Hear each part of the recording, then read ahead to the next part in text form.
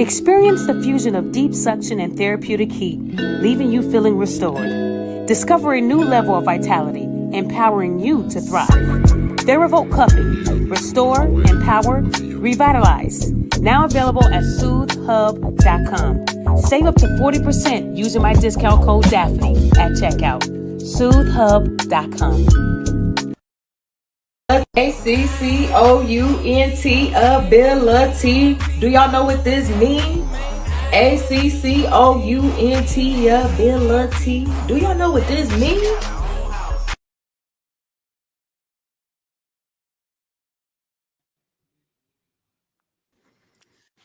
Hello, everybody. Happy Sunday. I hope you guys are all having a good Sunday. Thank you to everyone who is attending the show. I know I put it out like with 2 days, and I think it was like 2 days in advance. I promise you guys I'm going to do better with putting shows out at least a week in advance so that you guys are able to attend.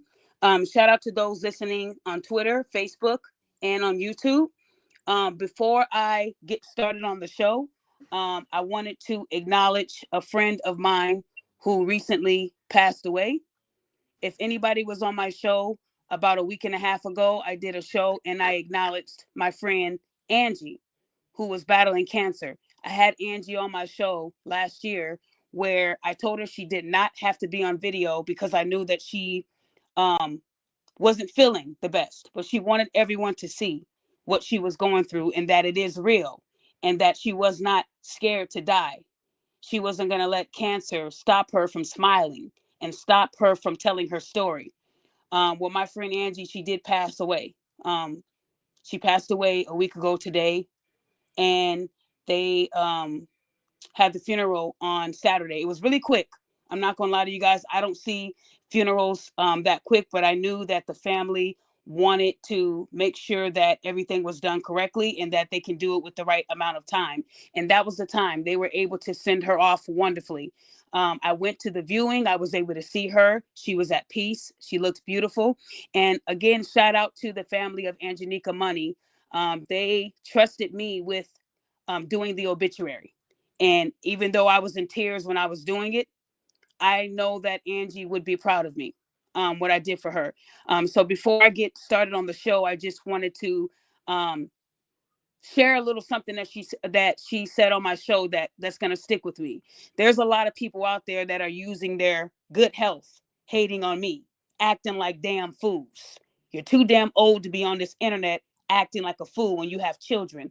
I think if any parent has kids and they choose to use the good health that God gives them to act a damn fool online, it says a lot about your parenting. That's why you'll hear me call people pieces of shit for mothers or fathers, because I feel like if you're leaving a legacy of you acting a damn fool at your old age, it's pathetic.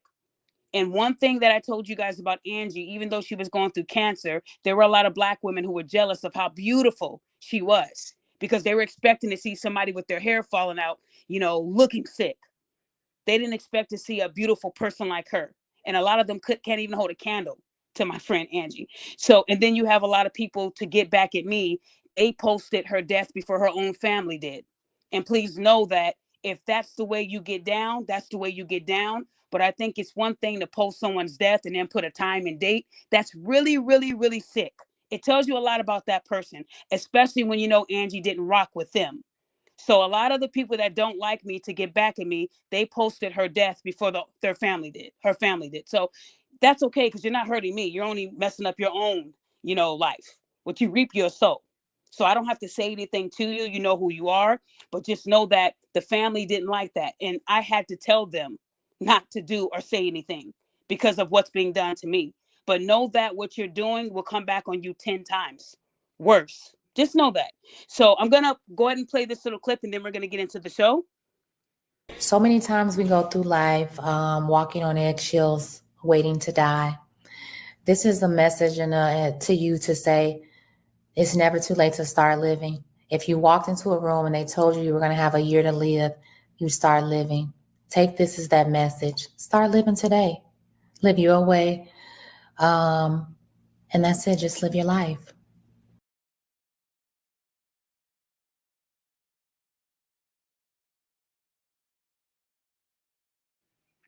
Again, rest in heaven, Angie. I love you. And to the family, thank you again for allowing me to do so much to make you guys smile. It was a pleasure, and I would do it again 10 times over. So with that being said, I decided to do this show called Why Are You Single? Because I think there's like a trend on TikTok where people are telling their viewers why they're single. And a lot of them, we know they're lying. We know there's a lot of cap. If anybody has listened to any of my shows, when I talk to single people, they tell me how perfect they are. They cook, they clean, they look good, they work out, they read books, they do all this stuff, but they're single. What are you not telling me? See, I feel like a lot of people leave out the parts that matter. I'm crazy. If I feel like you're cheating, I'm going to go through your phone. If I feel like you're cheating, I'm going to call your job. See, these women and men are not really telling the truth on why they're single. But then you also have people that are, single, and they say that they love it, they're having fun, but then they give advice to their other friends that might be single, and their advice is not matching how they're living. So I have people on this panel because I want to get their point of view, but I do have a special guest. If anybody is on if anyone is on Instagram, the Whole Phase Expert is on this show. He's been on multiple Tonight's Conversation talks. So this man is not new to this. He's gone viral where there's over 20, 30 million views. So we're going to get his views on it as well. And we're going to have fun. This is not to disrespect anyone who is single, but if you say something that doesn't align with how, we see things, we're just going to say, hey, we disagree, and that's okay. So before I start doing a round table, I wanted you guys to hear this video. This was a video that I came across. I'm sure some of you guys know who this woman is. So please do not, insult her looks. We know that she doesn't look like Halle Berry. But this woman chooses to use her voice to say this type of stuff online. And I need people to hear it. Because if this was in a text receipt, they'd say it's fake. If I got somebody in a group saying this, they would say it's fake. I want you to hear it from this woman's mouth. And what she's saying, I was disgusted. But this is their way of thinking. So please make sure you got your volume up. I'm going to play it. I'll play it again if you guys are coming in late. So here we go. Ladies, you have to train the man from the beginning to pay for stuff for you. Don't think it's cute being 50-50 in the beginning because you think he's going to be grateful enough and show gratitude towards you later and pay for the whole thing. He's not gonna. That man is going to continue to rely on you for the duration of your relationship, however long that is. All I'm saying is women beware. Train them like little dogs when you first meet them that they know they have to provide for you. They have to pay for shit for you, and you ain't paying for shit. Because as soon as you start paying for shit, fast forward a few years, you're with their child, okay? And they're mad because you're not working and you're not paying for shit. No, fuck them.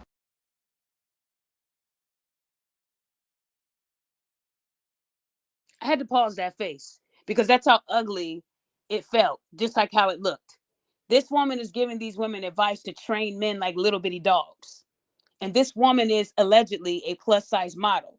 Now, we know that visually, there's not men stopping traffic to say, I must get that woman's number. Oh my gosh. But it's another thing to open your mouth and it match what you look like. And I think if this woman was preaching about being positive and about acknowledging what we need to fix before we start to date, she would look different to me. And I'm not going to say, what I really want to say because it would be bullying, but I can't say I love her teeth. The woman has beautiful teeth.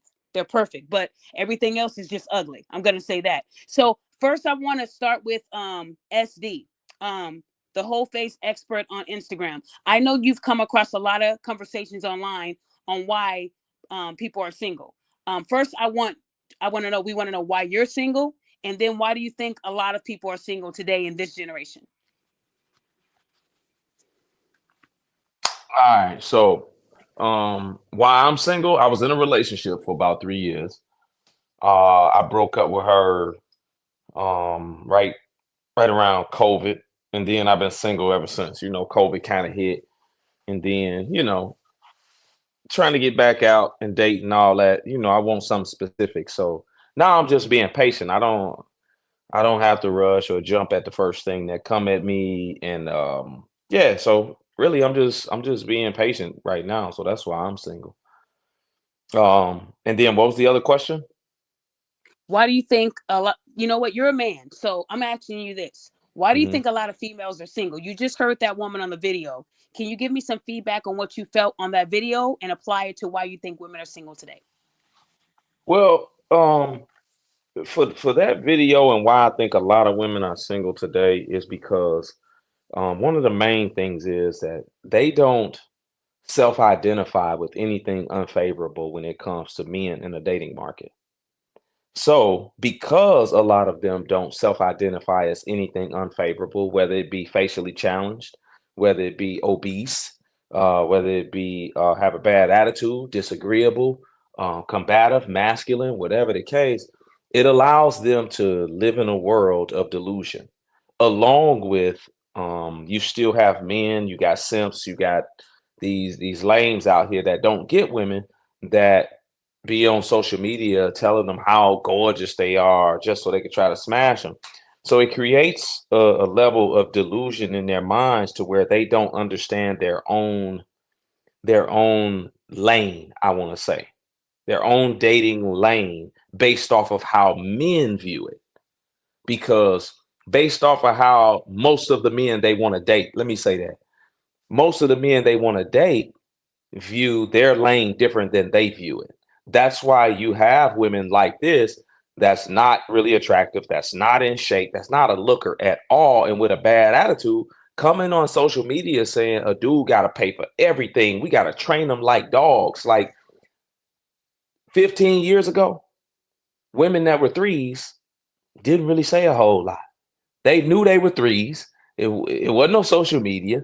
And so they sat off in the corner somewhere, waited for somebody to talk to them. But now with social media and women being allowed to be delusional about their actual dating market value, it creates what we see in this video from this young lady. And it hurts them in the dating market because the actual men that most of them want to date have preferences and standards that they want in a woman that a lot of them just don't meet. Wow. That summed it up. And this woman, this is a lot of her content. So she knows that she's Yeah. going to get a reaction out of people, but she tells people that she dates men right now that are making six figures. And then she's choosing not to be engaged and not to be married because she's still having fun. So I think that's a part of that Man, delusion you were talking about. Would you agree with that? absolutely. Okay. Absolutely. But she has an audience. And so she Yeah. has to play Women. off to that audience, of course. Like she's the one really doing the picking and the choosing out here. And that's Yep. just not the case, man. It's like Yeah, so, that's what it you know. is. She has a lot to pick from. Like And, Kendra and G said, I have a roster, baby. And yeah, you know what? I don't know if you saw, I think you did see the video. You saw the Kendra G video on Tamron Hall show, right? yeah, I've seen it. She said she has a roster, hmm and there was a few guys who did reactions to that, and they said a woman hmm admitting that she is out there just, being a hoe, acting like a man. That's not attractive to a man to say, I got a roster. There's room for one more. If you heard a woman say that you were visually attracted to, would that be a hmm reason for you to fall back? Yeah, it would. And because of the space that I'm in right now. Like when I was in my whole phase, I don't care what you got. Yeah. I'm not trying to make nothing serious out of this. I'm just trying to smash your guts in. So I don't care who you date. I don't care what type of roster you got. Long as I get to see your titties. That's what's important to me. When a man is in this whole phase, so plenty of men will be okay with that. But when you have a man with substance, a man that's kind of he's matured, he's got through some things, and now he got his life together, the last thing I'm gonna do is know that you have two, three, four other men that you're going out with, because the probability of you sleeping with one, at least one, is high. So now I'm gonna take you out. I'm gonna spend my money on you, and then you get to go over Jamal's house and give him throat after I just took you to Ruth Chris. No, ma'am, absolutely not. But if I don't know, I don't know. But Right. if that information is there and I feel that or I know, ain't no way, because I'm looking for something different than that. But if I didn't care, I smash her guts in and keep it moving. So Ladies, I y'all would. heard that. So don't let these women telling a man that you have a roster is a big turn on. It is. And this is coming from men. Not to We men. do have a female. So I'm doing roundtable. Tasha, are you there, dear? Yes, I'm here. Hi, Tasha. How are you? I'm good. How are you? I'm good. Thank you so much for not being part of the scared women who say, "Yeah, I do it," and then when it's time for the show, "Yeah, I don't want my family to hear about it," and they act like I have like 80 million subs, and once I go, everybody's gonna hear it. No, I'm not that big, lady. Come down. Uh, But thank you, Tasha, for coming of on. course. Thank you for Um, doing this and thanks for having me. no problem. The first question I have for you is, how long have you been single? I've been single for 5 years. As in, 5 years. no one has officially asked me to be my girlfriend, but I have dated within those 5 years. Okay, so you've dated. Okay, so my question to you is, why do you feel like you're single? How come you haven't found someone that is on your level? What do you think it is? I think so more I'm a single mom. I have an 11-year-old daughter and I have full custody of her. So my schedule is very limited. I do live in New York City. Um, Her dad is not on child support because he's a great dad. The breakup was amicable.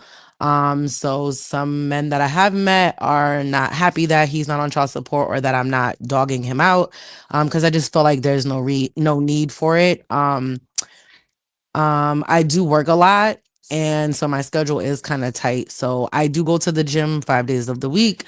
And I do, like I said, have full custody of my mom. So sometimes they get a little frustrated with me with such a tight schedule. But if I do make a lot of time for them, they get upset. Like, it's not enough time. So I do understand that they also need time.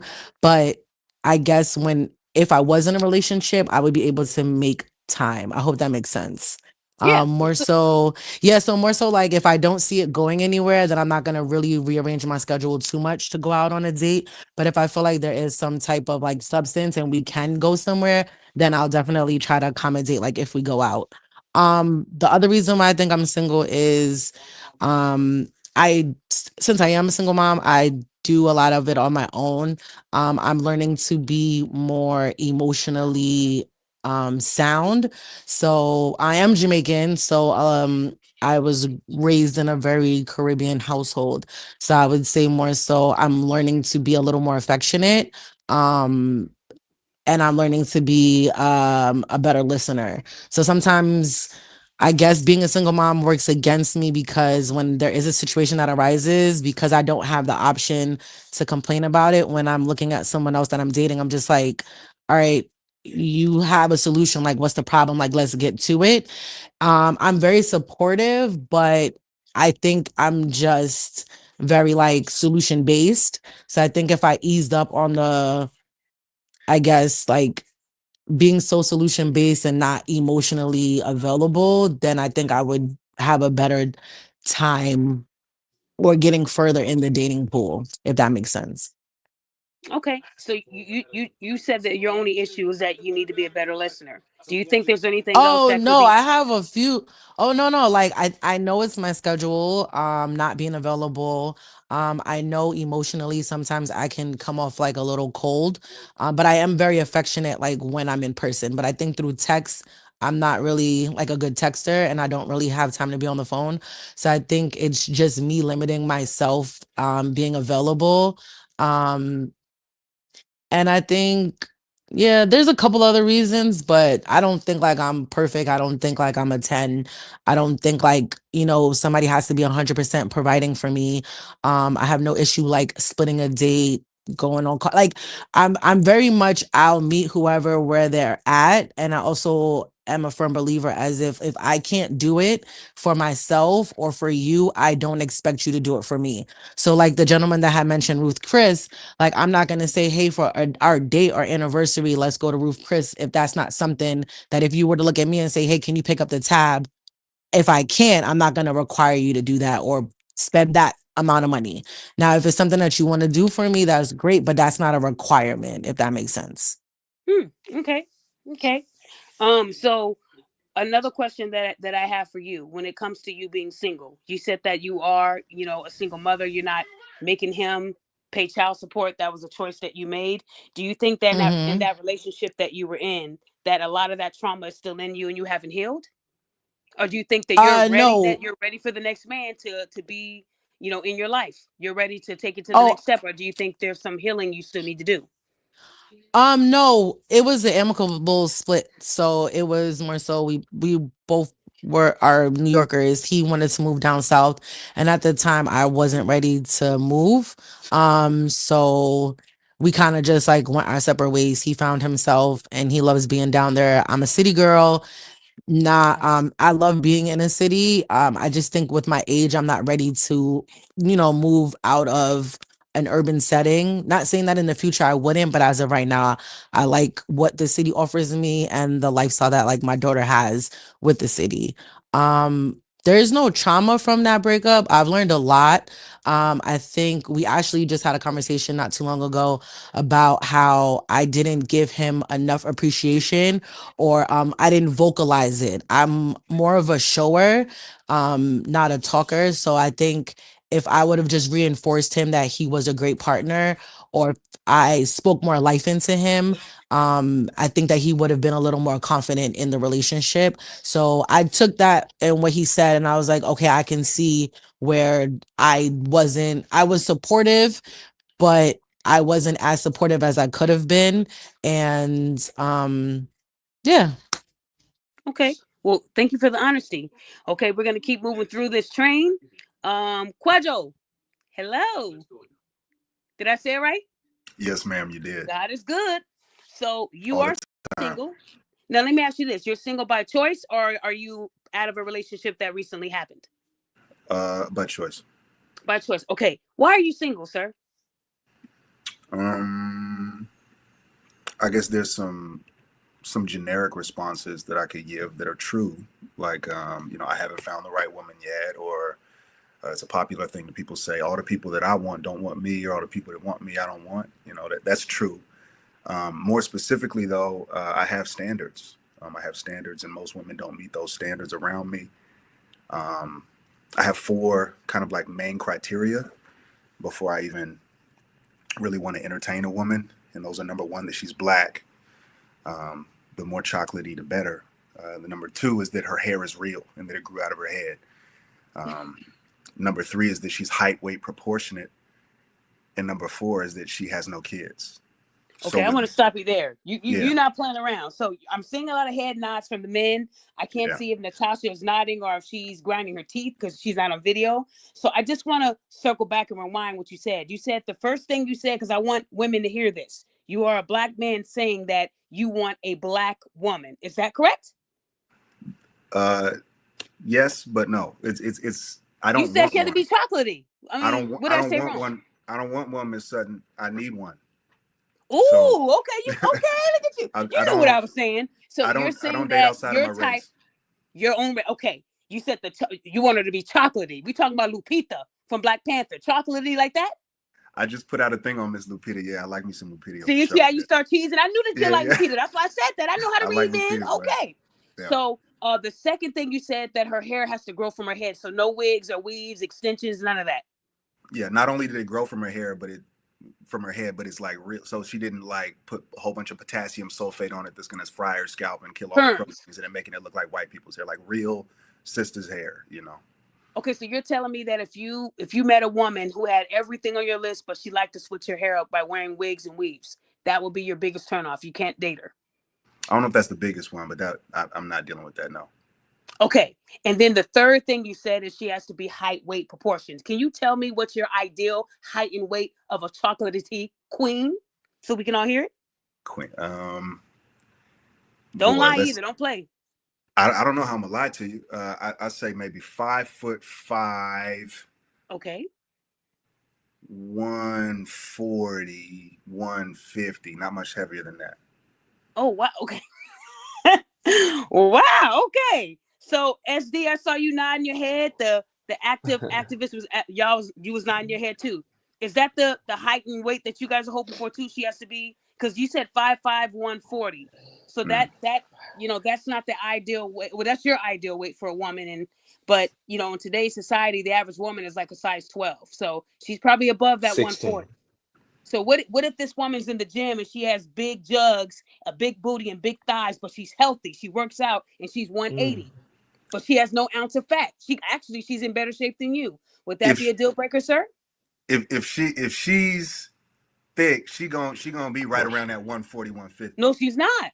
Do you know who Kathy Drayton is? Honey, she's not 140. Kathy Drayton. I know a lot of you men know who she is. She's 200 pounds. She's 200 pounds, bruh. She's about 5'5". I promise you 140 is not the norm. Cold. And she's cold. Kathy Drayton, look her up. Look up. I'm just using her as an excuse because she's stacked. She's a brick house. And she's not 140. She's close to almost 2. Yeah. It depends on the shape. So I'm with him though. Proportion is the key, right? I'm just trying to give you an idea. If you tell a woman 140, good luck with that. I don't even know many women that are 140.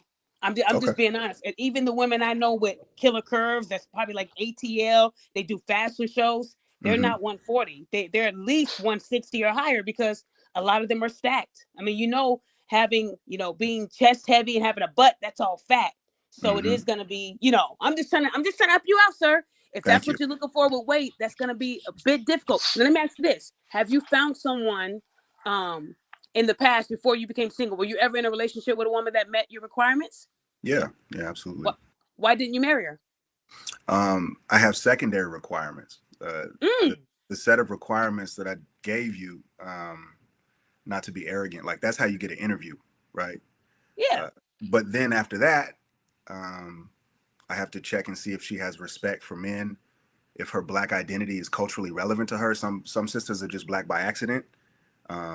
If it's important to her that she's Black, that's very important. If she can submit and take instructions with equanimity, that's important as well. And if she has a hierarchy of principles beyond herself, right? This is to say that she doesn't make important choices based on her immediate feelings and emotions or whatever, but if she has a hierarchy of principles that allows her to stay clear-headed in times of crisis and difficulty. Those are secondary things. And if a sister makes it past the first set of standards, I haven't met anybody to make it past the second set of standards. Yeah, your second set of standards, I definitely understand. Like we're all allowed to have standards. What I'm trying to explain to you is the modern day woman, it is hard for her to fit the requirements that you're seeking. Now, I hope you find it. But, I talk to many women and men often when I'm giving them coaching. And you might find a woman that meets, 7 of those requirements, but she might have a child. Or most of those requirements, but there might be something else that she's lacking. And correct me if I'm wrong. It sounds like what you want is the perfect woman. That's what, can she have any flaws? I disagree that it's the perfect woman. Something that's really sad to me is that if I didn't date Black women, if I dated, I don't know, like Asian women or white women or Latin, Indian, somebody else, it would be very easy to find somebody to meet all these criteria. When you say Latin women, they have kids like we eat candy, those come from big families. They typically have at least a child, the Latin side of things. And you just said she couldn't have a child. Most of these Latin women are getting knocked up, believe it or not. So when you're saying that you can find one outside of that, do your research. Because in all those places you named, they're known for having big families, sir. Or a lot of them having at least one kid. So I'm just trying to tell you what's already out there now. If you were able to throw some stats at me that majority Latin and Asian women don't have kids and they're not single mothers, then I'll be with you. But You're naming, people that culturally they have big families. They have kids. And if you met a woman that had almost all your requirements, but she had a kid, you just said that's a deal breaker. So what I'm saying is you're looking for a woman that's going to be really hard to find. I'm not saying you can't find it. It's just going to be hard to find. But I respect what you're saying. I just think the one thing that made me say, is the weight. Because most women don't weigh 140. Some of them haven't weighed that since high school. And a lot of the women that I talk to that are seeking love, they are not 140.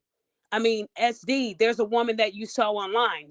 She's not 140. She has curves. That woman could be like 145, 150. Let me ask you this. What if she's 5 pounds over that weight limit? Is it still a deal breaker for you? I think you getting real stuck on the 140 thing. It was based on you giving me a question for like the ideal or something like that. I think that there's Yeah. variation allowed around that ideal, and that ideal was approximate. So let's not get too stuck on that. It's not about being stuck. I'm asking you the questions that I know people are thinking. And a lot of people don't know you personally. So I would rather ask you these questions than to, avoid them and move on to the next person. When you say things like that, it's about having a conversation. You just said what your first set of requirements were. And I was just asking you about the 140. And it seems like a lot of men in the comments were agreeing with me, sir. And these are men. So all I'm saying is when I'm asking you guys why you're single, I'm going to rebut you like people would rebut you. I'm married, so I don't care what you like. That's your preference. I'm only answering it as a woman would who's single and looking. This is what I know. So forgive me if I got too caught up on that. So I'll move forward. The active activist. Can you hear me, sir? What's up? How are you doing? I'm doing all right. Well, your turn. Why are you single, sir? I'm single because I got some agreement with what has been said by the whole phase expert and brother Quadjo. Um, been single since March 2024. I got standards. Um, I'm not a regular dude. I can't have a regular chick. Um, yeah, kids can be a deal breaker. Inside pets are a deal breaker. Um, I got quite a few deal breakers, but yeah, it's difficult out here. I like the term my brother just introduced. Not self-identifying with things that are unattractive to men. I get to deal with a lot of that. Like a lot of the women that are interested in me are like they got a bunch of kids. I don't know if I just got good stepdaddy vibes or whatever. Um, heavily tatted up. I don't like that. Women with tattoos in certain places, the collarbone tats, stuff all on your neck, stuff all on your hands, sleeves. Like you can have a couple of tats, but just to be just inked up from head to toe, that's not my thing. Um, I think it has a lot to do with location. Um, and then to take it cliche, um, I was in Atlanta. I was hitting my stride. I was really peaking right when COVID hit. So a lot of the momentum I was building or the women I was trying to deal with um, at the time, it just a lot of stuff just came crashing down because of the pandemic. So I know you said that um you heard what he said earlier. So my question to you is, do you have standards as well, where a woman has to pass like the first round of what you seek before you guys can get into that real talking phase? I know you said you didn't like tats and all that, but is the weave the same too? She can't wear weave. And do you have a height and weight requirement for your for what you're looking for too? Or no, you don't care? So for me, I just stick with height, weight, proportionate. I got a rule that I've been living by since my Navy days. I got the BOB rule, belly over breast rule. So I mean, or breast over belly. Long as your chest stick out farther than your stomach and it ain't too sloppy, we can figure something out. But for the most part, I like taller women. Um, Hmm. I've had a height requirement for a long time, and every time I've tried to go outside of that height requirement, it's always been a shit show. So 5'3", has typically been my cutoff. If a woman was shorter than that, I didn't want to deal with it. I'm 6'1". I just don't believe in all that having to bend over to, kiss your significant other in the mouth and hug and do all that. Like, I want us to be about what and what. So I like women my same height. I like women that are taller than me, but pretty much average Okay. height to Amazons. I'm a breast man, so that kind of puts me in a different category because I get a Right. lot of women interested in me that got big old booties and hips and all that. And then I'm looking up top, I'm like, you're not working with nothing up top. I'm completely against builder bodies. That has been a Mm, thing too. I okay. don't do surgery bodies. I don't like implants. I don't like BBLs. None of that. Formerly a certified personal trainer. I still do it. I'm just not certified. I don't have a active license right now. So I believe in health and fitness and changing your body the right way. And I just don't agree with all the cosmetic surgeries that women go through to change their appearance. And it's like for me, and I've hurt some women's feelings with that with that thought right there, that thought process. Because I mean, there's some good women who have liked me, who was like, I can get some titties, but no, it's not the same, baby. Like if God didn't bring you into the world where you was gonna grow up and have you some double D's or better, he did not plan you for me. And going outside of that, I can get with a smaller petite woman if she's petite and she's not just packing like that. Okay, that's cool because you petite, but my preference, what I'm used to the most is a average height to Amazon type, Megan Thee Stallion types. Like this is what I'm used to dealing with.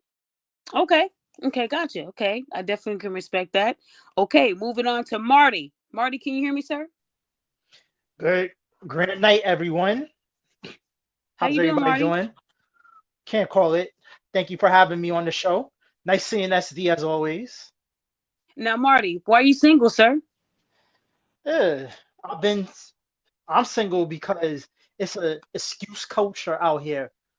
Like, all right, for example, I sent you a text exchange maybe like a few weeks back of how a woman we were scheduled to go on a date and we scheduled for 2 p.m. But the time kept getting pushed back, and then she added her excuses. So excuse culture has a lot to do with that. And I've been single for 5 years, ever since November 2020. November will be 5 years. So I just whenever I get to that point, the November point, I start taking a toast and have another single bursary for that Wow. for Okay. that event. Well, are you not looking right now, or is it that Um, you just haven't found the right one? Do you have requirements that they're not meeting? Is that what it is? like, all right, so I'm dating somebody, and maybe like a few weeks in, they'll lose interest. I don't know if it's something that I've done or something they're more interested in. So I'll just be like, okay. But that seems to be happening. It's always around this time. Like I'll date like in January, and then by the time the Super Bowl ends, or after the Super Bowl, you don't hear from them, or they start getting into excuse culture and whatnot. And I don't have no time for sucking up to anybody, especially a woman, Mm, like to try to keep them around or try to sustain their attention. okay, I understand that. Now, when it comes to what you look for in a woman, is there anything that's off the table? Like, in the guy said that, women that wear weave, it might be, them having kids. Are there deal breakers for you? That's been hard for you to find someone that does not, you know, So I've never met nobody personally that has this, but like the okay. people that like nobody that had like the enhancements or the lack of enhancements or basically the BSG girls. If you can't lose your weight or you can't maintain your weight on your own, then I don't know what to say to you. But they want to go get the shortcuts, get the BSGs, or for the others that don't have it, they want to get the BBLs or the tucks or whatever they want to get. So Gotcha. Okay, that understood. type of thing. Now, is there a certain race of women that you're attracted to? Like, are you your own race, or are you open to dating outside of your race too? I'm not I'm not particular into a race or anything of that nature. Okay. I'm from the melting pot like the young lady is. We're both from the boroughs. The lady that spoke earlier. Yeah, I could tell by your East Coast accent. Yep, that was Tasha. Okay, well, thank you. You got some good insight. Kwame, can you hear me? Yes, ma'am. How you doing, Kwame? I'm doing good. It's nice to hear from you again. Nice to hear from you too, guys. Kwame is the owner of the video that I play. He does the cupping. He's the one that I work with right now with the sponsorship on making sure that people get more cupping done. You know, boxers do it, a lot of athletes do it. It does increase blood flow. This is the owner, Black owned. So I'm so thankful that he's on a show. I think this is your first show, right, Kwame? I've been on a couple of times on a different account. Okay, well, I don't remember you being like on the panel, so it's you weren't on it last year, so it's been a while. So tell us why you're single. You're a massage therapist. You're an owner. You're a CEO. You're doing well. You should have a bunch of options, sir. What's going on? I mean, it's not the options I have an issue with. It's just me hyper focused on myself right now. I haven't even really talked to my family too much or friends for a couple of months, and it's not out of being, mean or any mean spirit or anything like that. I'm just super focused on me right now because I need to catch up in life. But it's not like I don't have options. Yeah. But yeah, it is a sister I am interested in, but only thing is she mature for her age. She's 22. She got her own nonprofit for kids. And she pro-black period, not pro-black woman, pro-black period. You know what I'm saying? Right. And beautiful chocolate sister. She petite. I love petite women, but I actually don't really have too much of a body preference. I guess I'm the type that don't have a type, essentially, right? As long as she is Wow. nice. Yeah, as long as she's nice and pleasant to be around and knows how to, I don't want to say it the wrong way, but knows how to assist me. You know, like a person assists you in an alley hoop or something like that. Yeah. You know, like I need a woman like that. You know what I'm saying? That it's just automatic. I need a woman with a natural healing feminine presence that women generally have. You know what I'm saying? Yeah, And now Kwame, I think you capping just a little bit, sir. I think there's a little bit of capation on this because now you said you don't have a type. So if you ran into a Dank Demos and she was pushing almost 600 So pounds, no, oh God, no, oh God, no, so oh God, no. bring it back, sir. I guess what I should say. I guess I should say my type is on a spectrum. So I like petite women. I like older women. I love black women on top, but I love all races of women. I can't even front. But I like BBW sometimes. I like, in the middle, big breasts, small breasts, big booty, little booty. I like pancakes too. Okay, hold on, Kwame. Kwame, what I'm talking about is you saying that you don't have a type. Then you said you like petite women. How are we going from petite to BBWs? So you see that's the thing. That's the thing. What It's do you on consider spectrum. a BBW? Because Demos considers herself a BBW. And she's she's a morbidly BB supersized. But check this out. Any woman that goes by the term I'm a BBW, they're morbidly obese. That's just by the chart. I mean, technically, yeah. Look it. Hold on, Kwame. When we say morbidly obese, I know it sounds like my 600-pound life, but no. Yeah. It's according to the charts. Now, most women that say they are, their weight, it does not align with normal weight. It's usually, outside of the scope. So what I'm saying is when you say that you don't have a type in BBWs, most of them are, morbidly obese. And society. Well, I guess you could. What I'm saying is you do have a type, sir. I don't think you would date Dank Demos if you came to get a massage and you're massaging the crevices and then you smell ham and bacon and you find food. Nah. I guess that like that. Yeah, you're right. You're right. I'm gonna give you your email. You're right. You're right. You don't have a type. You're right about that. I'm gonna say you don't have a type, ladies. Go and get on it. So see how I made you think now. So yeah. I gotta stop using broad terms. Okay. Yeah, generally. I mean, yeah, but she ain't gotta be like no supermodel or anything like that. It's just I like skinny women. I like women that are slightly, I guess, societally considered overweight, I guess, compared to the average woman and her weight. So she could be slightly above that, about 10, 20 pounds. I ain't tripping. As long as she can actively work out. And I don't expect her to live the life of a supermodel. Like you can eat out every now and then, just maintain Okay. it. You know what I'm saying? That's cool. I mean, no, I Yeah. definitely get what you're saying. I think I respect you. I just want to make sure that we're all on the same page because, you know, you might Yeah, say yeah, that. yeah, Then they're yeah. going to be like, Daphne, what's his email? I'm going to give it to him. I'm going to give him Hey, the thank you, email and sis. say, he'll write the Thank you check. for giving me a check, sis. And Thank you. he'll pay. And he'll buy you chicken. And, you know, the whole sides. Everything on the left side of the menu. So you got to be careful, sir. I'll give your number out. Okay. We have Jay. Jay, you there? Yeah, I'm here. Can you hear me? Yep, I can hear you. Jay, how you doing, sir? How you doing, Miss Daphne? I'm doing good. Thank you for asking. So I know you heard a lot of the guys earlier telling us why they're single. Your turn. Why are you single? Yeah, I apologize for my lateness. I was just doing some stuff. I didn't realize I got selected. But yeah, I live in Orlando. I'm just single. I have a daughter with a certain somebody, and it just from trying to work out things with her, it didn't work out. So that's just where I'm at right now. Okay, so right now, as far as you dating? Are you looking, or you're staying to Yeah, yourself? I definitely. I mean, I'm definitely out there, but the thing is that women nowadays are just unrealistic. Social media is like the step stool to where they go for everything on. They see everybody else be happy in their life, and they fake videos, and they use that as like the standard for what they want. And no offense to those women, but a lot of them are just unworthy. And I'm not saying I'm the Ooh, best guy wait. ever, but at the same time, it's like I hear certain things, and I just quit it right then and there. No, I understand that. Okay. So do you have requirements before you talk to a woman? Like she has to have her natural hair. She has to be 90 pounds. You have to be able to see her ribs coming out of her shirt.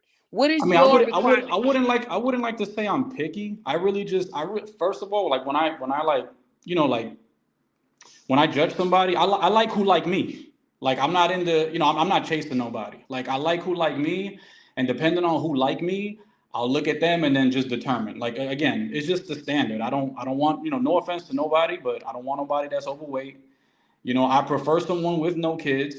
And as far as Oh, the race, hold on, sir. Hold on, Jay. I gotta stop you there. Forgive me for stopping you. go You just ahead. said you don't want a woman with kids, but you just said you have a kid, sir. Is that fair? Yeah, I think it's fair because I could pay rent. I could pay mortgage. I do. Okay, so hold on, bro. So you're telling me that she can't have no kids because you're gonna pay the rent. Yeah, I'm trying to So, set but things what up if on she my has her computer. own condo? You got your own place. I'm trying to set things up on my computer real quick so I can get a better visual. But yeah, I mean, for the fact that I feel like I can pay bills and I can provide. I feel like not for nothing. I'm a lot ahead of the game than most people, regardless if I have kids. So the thing is, I have two sons and I have custody of my two sons. So with that being said, I'm already part of a demographic. Shout out to the Mm-hmm. guys that have their own kids and have custody of their own kids because it's very hard to get Right, them. right. But I have Congratulations I have on my that. kids 24/7, and yeah, I feel for me again, if it comes, it's cool. If it doesn't come, I'll let God figure that out. But I like who like me, and I'm not into chasing. Okay, but you said you like who likes you. So if there's a Yeah. woman that you guys are both on the same level, you guys have great, conversations, where the sun's coming up and you don't even know you've been on the phone 8 hours. Let's say she has a daughter. Does that disqualify her? I don't want to say like it disqualifies her, but I'm really not in the market of being with someone that has children of their own because in the world that we live in, like women love to be first in a man's life, and I'll never be first in her life. And that's a big thing for me, especially if I can be able to provide and pay bills and all that. Not to say that I like to have it my way, but I like you to complement my life. And I'm not trying to, my kids are disciplined. You can't discipline really somebody else's kid in most cases. So there's just a lot of gray area there, and rather than trying to waste time and figure things out, I'd rather just not go that route. Again, if there's someone that stands out truly, it could be that, but I haven't met no one like that, so I don't really make it realistic. I hope you do, because what I'm saying is when we add those type of things, and if you were a woman, I would go in on you. If a woman told me, "Yeah, girl, I got 3 kids, but he can't have none," I'm gonna say, "You selfish person," That's because you got fine. 3. Because when you think about no, I'm using this as an example. I'm not saying No, this of to you, course, of sir. course. What I'm saying is when I talk to my clients and they tell me things like that, that's unrealistic because you have kids. They have to deal with the baby mama drama if there is any. If you say, well, there isn't none, okay, that's great. But how can you tell another person they can't bring any kids to the table when you've already brought 2? And what if they're the sole provider? What if they have joint custody like you? Now y'all got something in common. That means you're good parents. Because it isn't easier for a man to get, full custody. I had to help my brother. He was my first case in 2009. So what I'm saying is, I think it's amazing that you have custody of your children. But if you meet a woman that has everything, but she has a kid, that shouldn't be a deal breaker when you have 2. And if she has full custody and there's no baby daddy drama, that should make you like her even more, because you guys can both connect on that level. But I'm you're just talking saying, about a rare woman. yeah, and I know that's hard to find. I get what you're saying, Jay, and I hope you find it, because you having custody over 2 sons, man, that's amazing. Congratulations. Men Appreciate fight it. for Thank you. years to get that, man. It's not easy. It isn't easy. So I've heard all you. Now SD, we'll go back to you.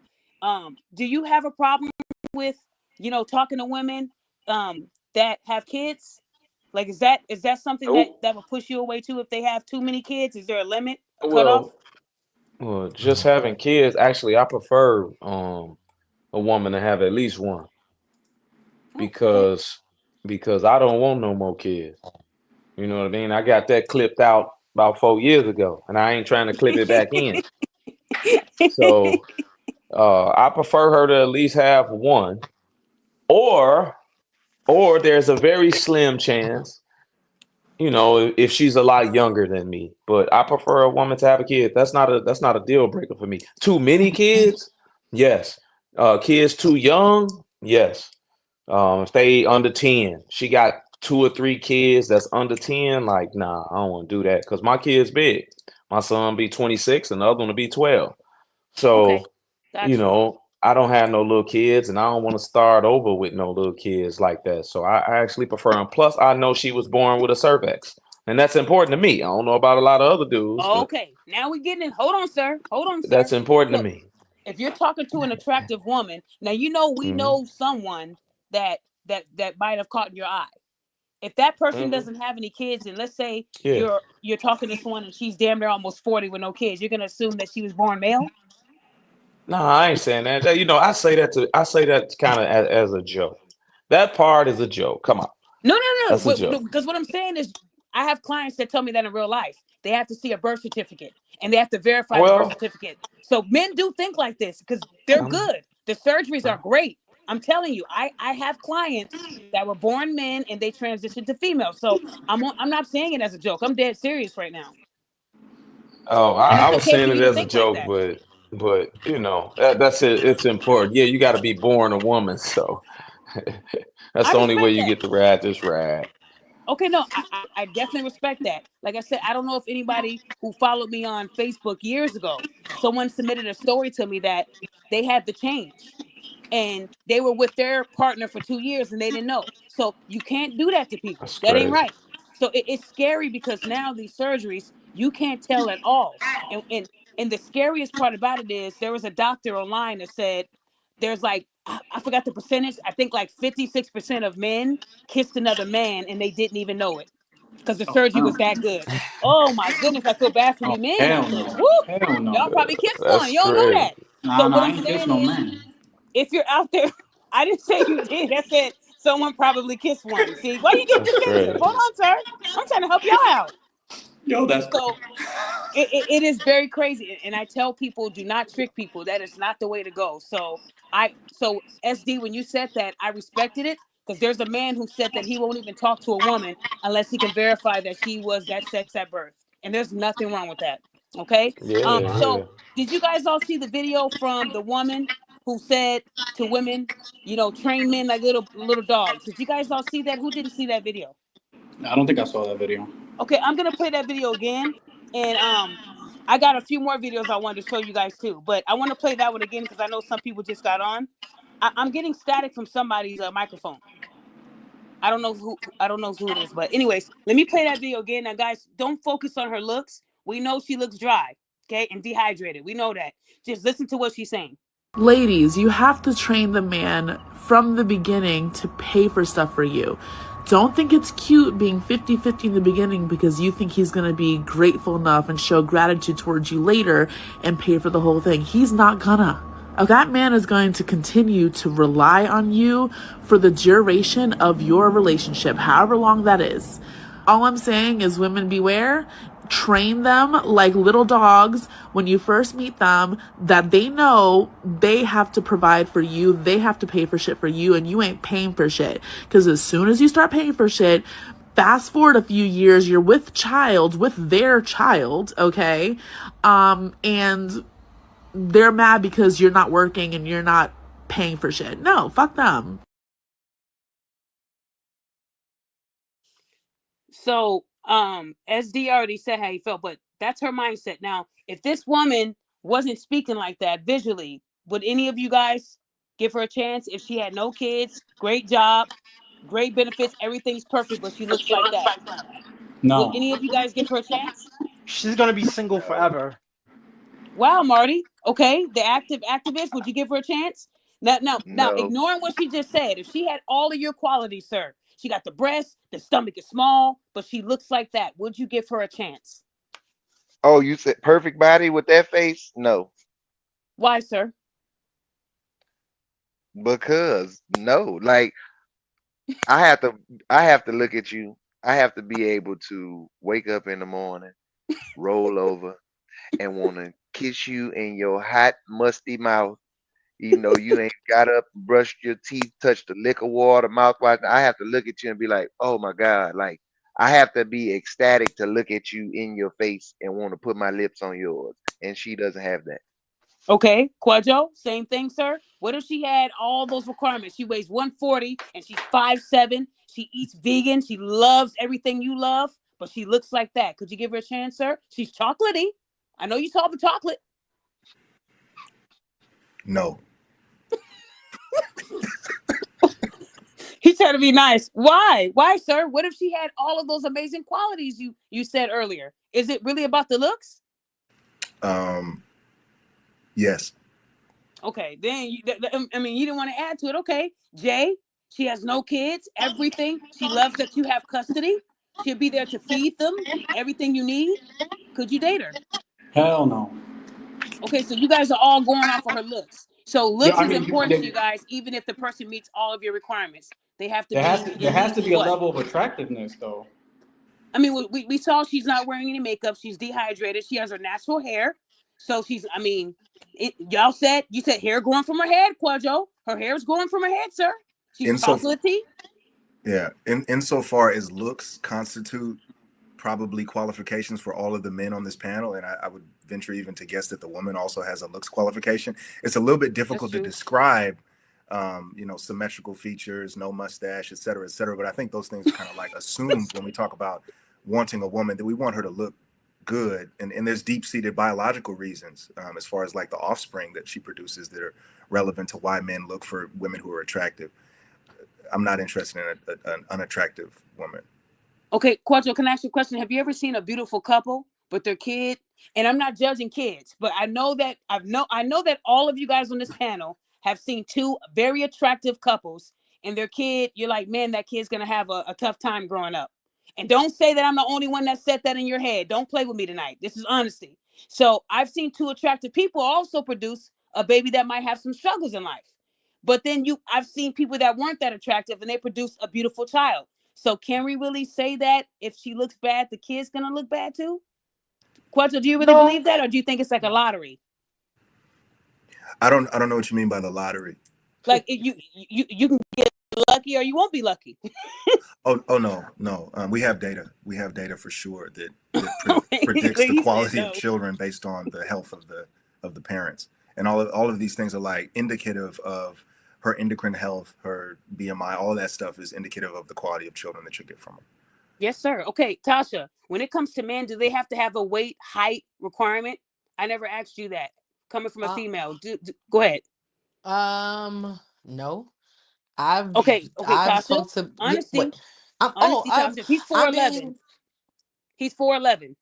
I haven't met anyone that's 4'11".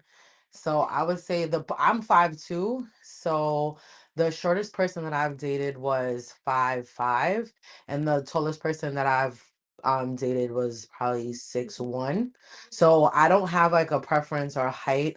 I also don't have like a preference on like, they do have to be attractive, obviously, but I had messed with someone who had like a belly, but they were active. They were recovering from an injury. So while they were recovering, they put on some weight, but it didn't stop me from like being interested in them. We just didn't work out because that person lied about actually being divorced. So when I found out that they weren't divorced, I immediately stopped talking to them.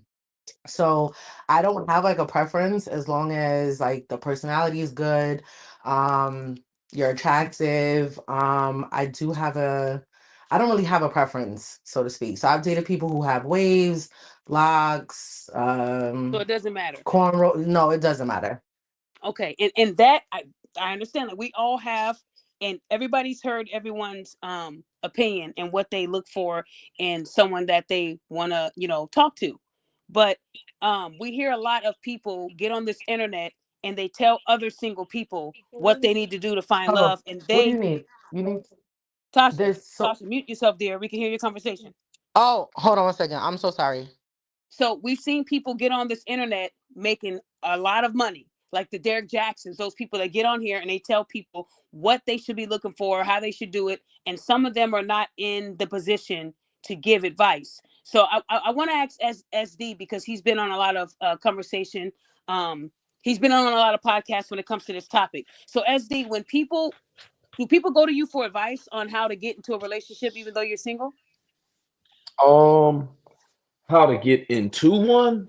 Yeah, like what I if get somebody's women. looking for love and they need advice? Could you give them that advice even though you're single? Yeah, yeah, Okay, so for this is a sure. question that I wanted to ask you. So, Hmm. how are you able to give advice to someone on how to get into a relationship or keep a relationship if you're not in one? Where does that advice come from? Well, I have women that ask me because of the type of man that I am, and I would like to get married or be in a relationship. In my mind, if you're a single woman, a lot of times the best person to ask is the type of man you would want to be with, Mm, what he looks for in a woman. In my mind. Now, it's fine if you want to go and ask a guy that's been married 40 years, but you got to understand this dude got married in the 80s. So what was the norm, or what was a good thing kind of back then with dating probably ain't the same thing now with how men look for certain things or whatever the case, or how things are done. So I think that like-minded men who want kind of the same thing is who you want to go and talk to see what they would look for in a woman. Next, a lot of people say things like that, like, "Hey, you ain't married. How could you say certain things?" Or, "Why should I listen to you?" Like, I mean, I don't think that you necessarily have to be in a relationship to give relationship advice. Me and you had a conversation previously about it. mm-hmm. It's like this. When I finished my man cave, I did the plumbing, I did the flooring, I did the walls, and I did these. I'm an electrician by trade. I'm not a plumber. I'm not a carpenter. But there are certain things that I can do, even though I'm not that. And if a woman or anybody else had a car trouble, and I can go change your brakes. I can go do this. I could do certain things that'll still apply, even though I'm not a mechanic. You wouldn't say, "Well, you're not a mechanic, so you don't know nothing about cars," because that's not necessarily true. Can I change an engine? No. But there are certain things that I can do, and I think that applies also when you talk about whether you in a relationship or whether you're married, because we also know married people that give horrible advice. DJ, you just mentioned a little while ago. So And he was I pumping, don't, bumping and I don't dumping. really think, yeah, I don't really think that matters, because I think that there are certain things that can be said that apply universally to whether you in a relationship or whether you single. I agree. And if anybody has been following Derek Jackson, he's someone that I don't respect. He's stolen a lot of my content and I had to flag him, but that's another story.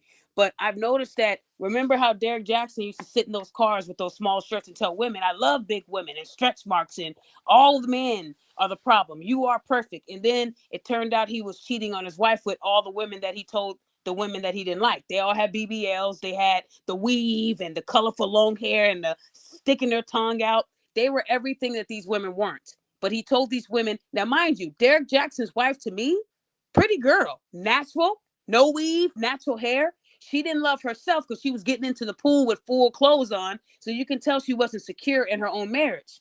But she was the I'm not natural sure woman who's that talking about. I can't hear anybody. Tasha, what'd you say? Okay, Tasha's tripping, y'all. But if you She guys said she remember, can't hear nobody. okay, Tasha, if you can't hear us, you have to leave and come back, dear. So y'all remember when Derek first started off, that's what he was doing, pandering to women and telling them, I love stretch marks, all this other stuff. And they thought he was the best man in the world because his wife was black and natural and, you know, black power. She was just that type of wife. But then when the scandal came out, all the women he was cheating on his wife with, they all had the long weave and the colorful hair, and they all had the BBLs or the perfect bodies, everything that these women that were following him, they were not that. They were bigger women. So even after that scandal, these women still are rocking with him today. But now he's changed his direction. Now, when these women say ill, he posts their picture. He's starting to roast these women in the comments. So you can see that pandering only lasted that long. SD, did you notice that? Because I think he went viral for any woman that had a disagreement in his post, he would post their picture and roast them. So he's changed his narrative 360, or no, not even 360, but he has changed everything about himself, and yet women still support him. So what I'm saying is, I think a lot of women are single because they don't want to address the things that they're not telling people. When I talk to these women, they appear to be perfect on the outside, but a lot of them are suffering on the inside. Now, I think with men, you know, I can't speak for men. I can only speak of the men that I've spoken to. And I know it's hard for them to find a woman that has everything on their list because those type of women you have to really look for. They're not just going to be at, you know, Walmart shopping. So I wanted women to understand that you can call me a pick me and all these other women pick me to try to give you advice, but a lot of it starts with you. And I'm not talking to you, Tasha, the Tasha's, because I know that she already acknowledged what she needs to work on. But a lot of these women that I talk to, their standards are higher than what I heard today. I've had a woman tell me that the guy has to be over 6'7". Now we know that most men are not walking around that tall. They're not that tall. Most guys that I talk to are around 6 feet, 6'1", 6'2". That's like right there. But me being a coach, when I coached men's basketball, I did come across the 6'6", 6'7", but that's few far and in between. And then they'll say, I won't even talk to him if he's not that tall. Well, they know they're not going to find that type of man. But then when you ask them, what are you bringing? It doesn't matter what I'm bringing. It only matters who I'm trying to attract. And if we work, we work. No, a lot of you women have to change your mindset. But there's another video that I saw that I want you guys to hear as well. This is coming from a guy, and I think it was Quadjo who said that I can give you all the answers that people already say, but you know, and they're true, but let me add something to it. So here's another video that I saw, and this is from a guy.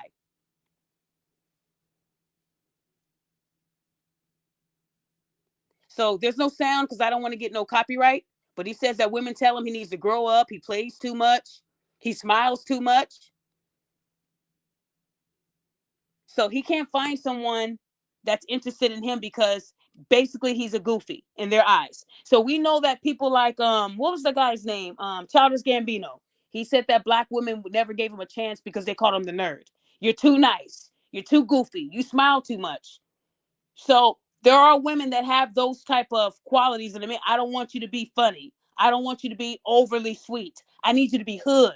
Call me a B every now and then. You got women that have those type of requirements. They want a guy that's done time, but he has to look like Shamar Moore. They're all, and who laughed just now? Because y'all know I'm not lying. Who laughed? That's Ghost. me. That's Ghost. me. They So want y'all Ghost from seen it. Power. Y'all seen it, right? Go ahead. What'd you say? I say they want Ghost from Power. Yeah, that's who they That's want. most women. That's most women, though. Yeah, Most most. women. Yeah. I like to say, most women want women, men that are the hoes, or the men that can be hoes, the whole phase men, because the whole phase men, they got swag, personality, charisma, looks, finances. A lot of times, they have men can't be hoes unless a lot of women like them. And in order to get a lot of women to like them and be able to sleep with a lot of women, they have to have a lot of the characteristics that women love. And so that's a very small percentage of men, especially nowadays, because what's the thing now? Most women say they want a man that's making $100,000. Well, you only talking 15% of every race of man in the United States. 15%. That means you eliminate 85% of men off money alone. We see this just on Kendra's show every week. I would say 90% of the women say at least $100,000, regardless of how they look, regardless of how they shape, regardless of their circumstance. So off bat, they eliminate so many men, and then half of that 15% is married. So they looking at 7.5 roughly percent. And they haven't talked about height. This is just off of money. They haven't talked about height. They haven't talked about if you got kids. They haven't talked about race, obesity, birthdays, because you know they don't like Aquarius is and all this old nonsense. So what I'm saying is the women are so focused on this certain group of guys that those guys get pretty much all of the women. That's why you have studies now that say 63% of men are sexless and at home watching porn, single and sexless, at home watching porn. Male virginity is at an all-time high in the United States because the women don't even see most of these dudes. Average women don't even like average men no more. So they come out here and they complain about the very small percentage of men that all of them are looking for, that they know are hoes or were former hoes or men that got hoes, while ignoring the huge number of men out here that's good men because for frivolous reasons. So, you know, to me, they're their own worst enemy. They're why they are single, because of the things that they disqualify men for, that they chalk up as standards when they really are preferences. And I think that a lot of people, men and women, get these confused. If you'll just let me throw this out there real quick, then I'll be quiet. So no, go ahead, bro, because they listening. The standards and the preferences thing. A lot of people confuse this in my mind. So I like to think of it like this: when you go buy a new car, right? Standards are things you shouldn't have to ask for. So when you go buy a new car, you don't have to ask for tires. You don't have to ask for a key fob to start the car.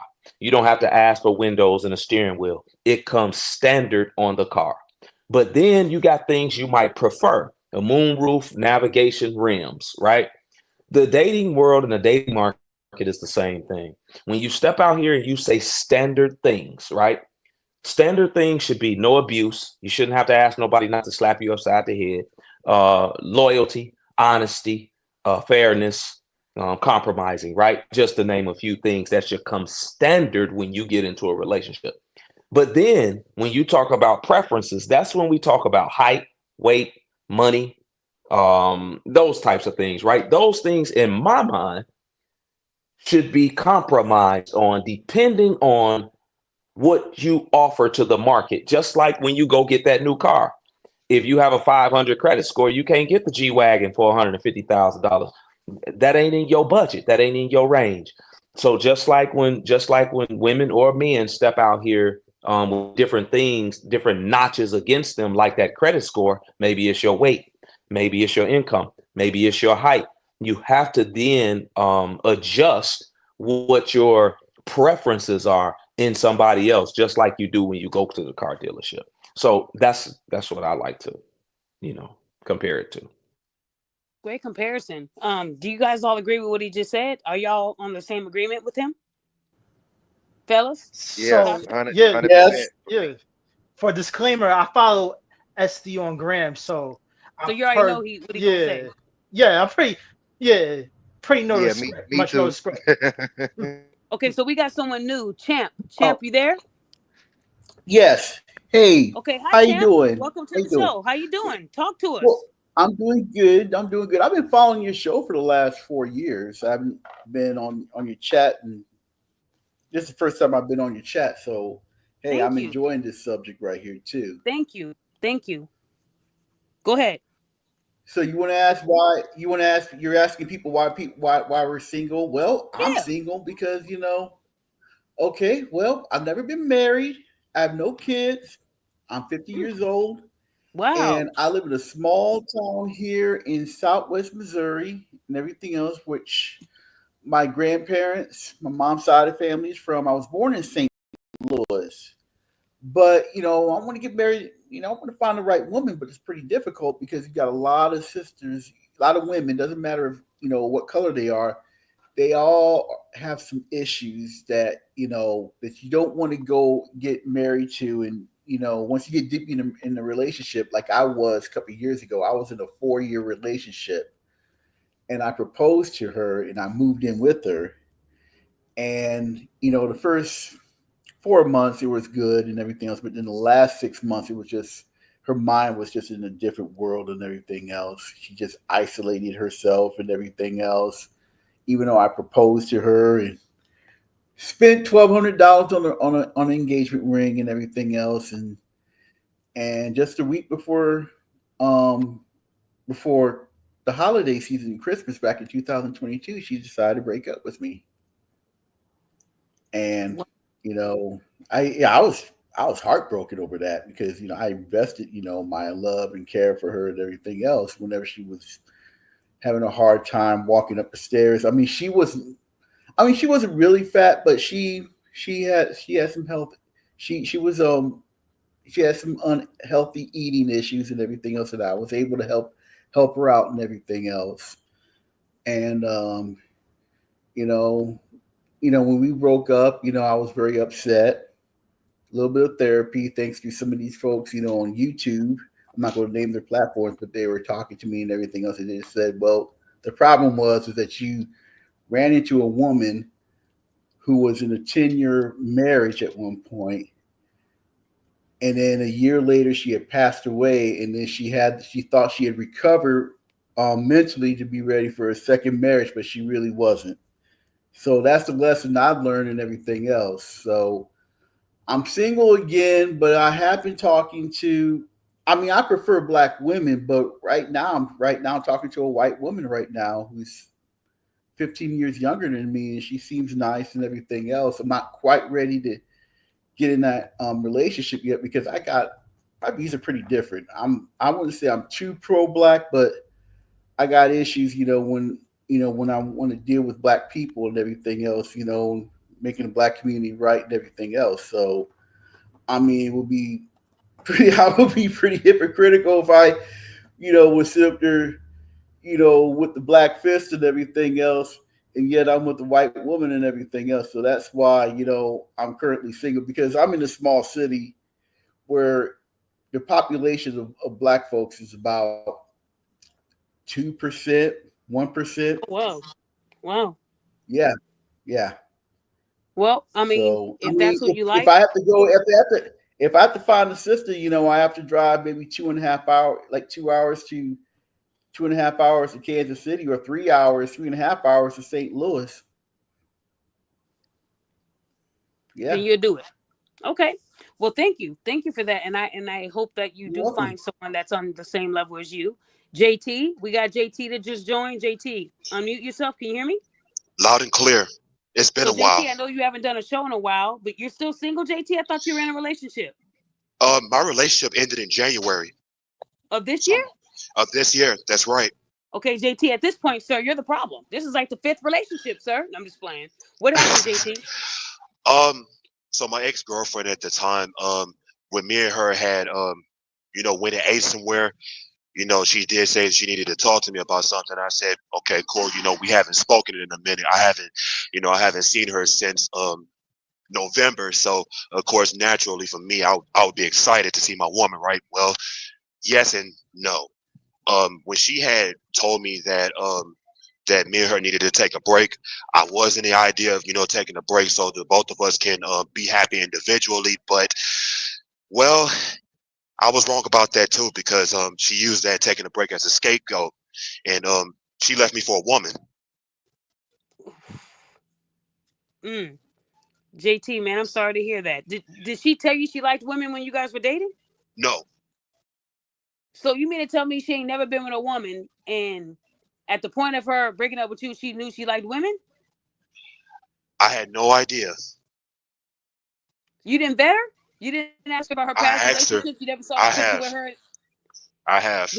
Did you ever see any pictures of her with women? No. Okay, so you never knew this woman liked women, and then y'all break up, and now she's with a woman. That's right. Dang, JT, man, I don't know what to say, man. I ain't Um. never had somebody tell me that.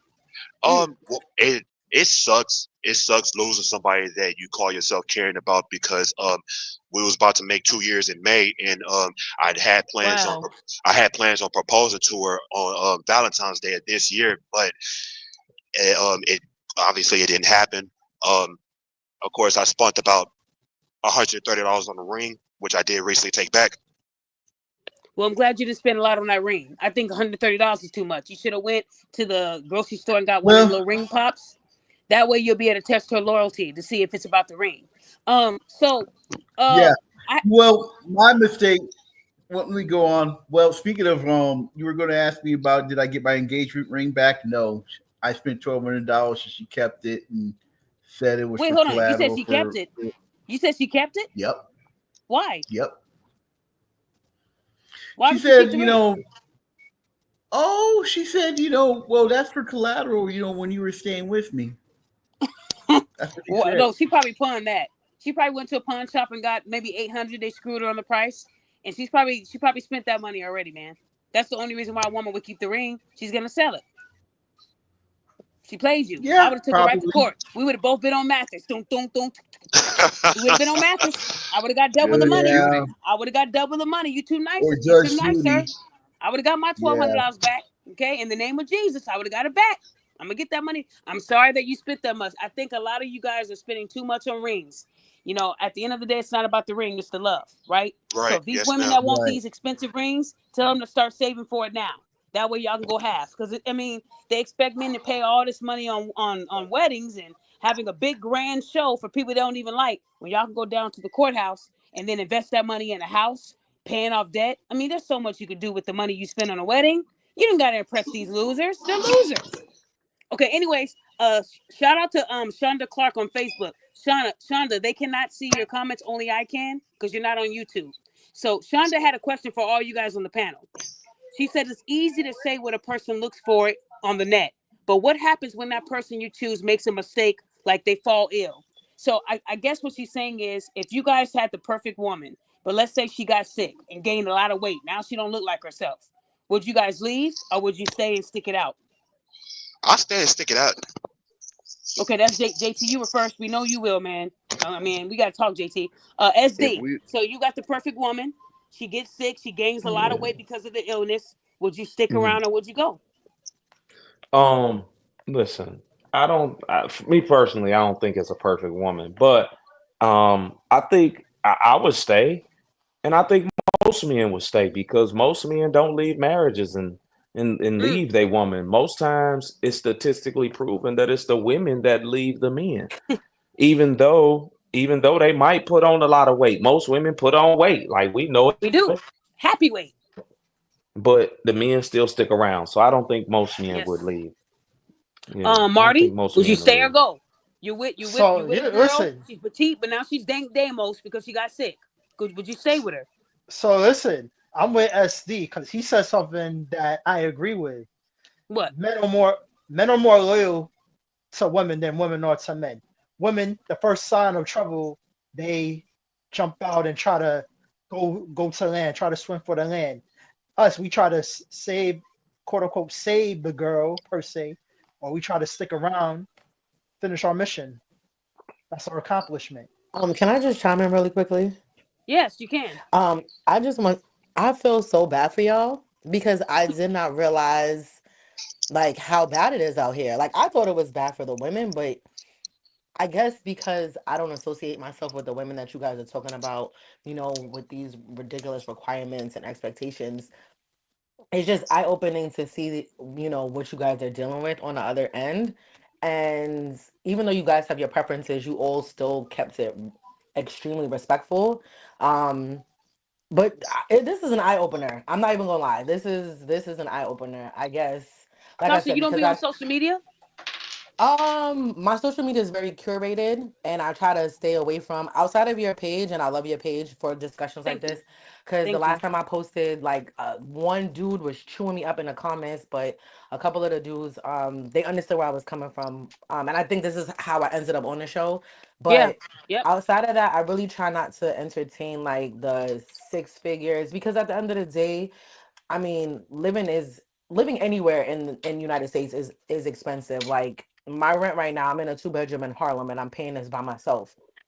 I can't expect a dude to come in and take over and pay the rent by himself because that's just not realistic. I think is I'm okay with 50-50 and if 50-50 looks different for everybody. 50-50 could be, Right. oh, you pay the rent and I take care of the utilities and grocery shopping and you take care of this and I take care of that. I think it's just whatever you guys work out. But I said to you in the DMs, like I know the one of the main reasons why I'm single is because I am a single mom. So that already, so out of everyone on the panel, I think everyone's preference was not to have a woman with kids. So that already knocked me off of whoever's list that I could have been on. And I didn't take offense to it because I'm like, oh, I can see why you want kids. I can see why you don't want kids. Like everyone can make an argument for their preference or their standard. Um, Right.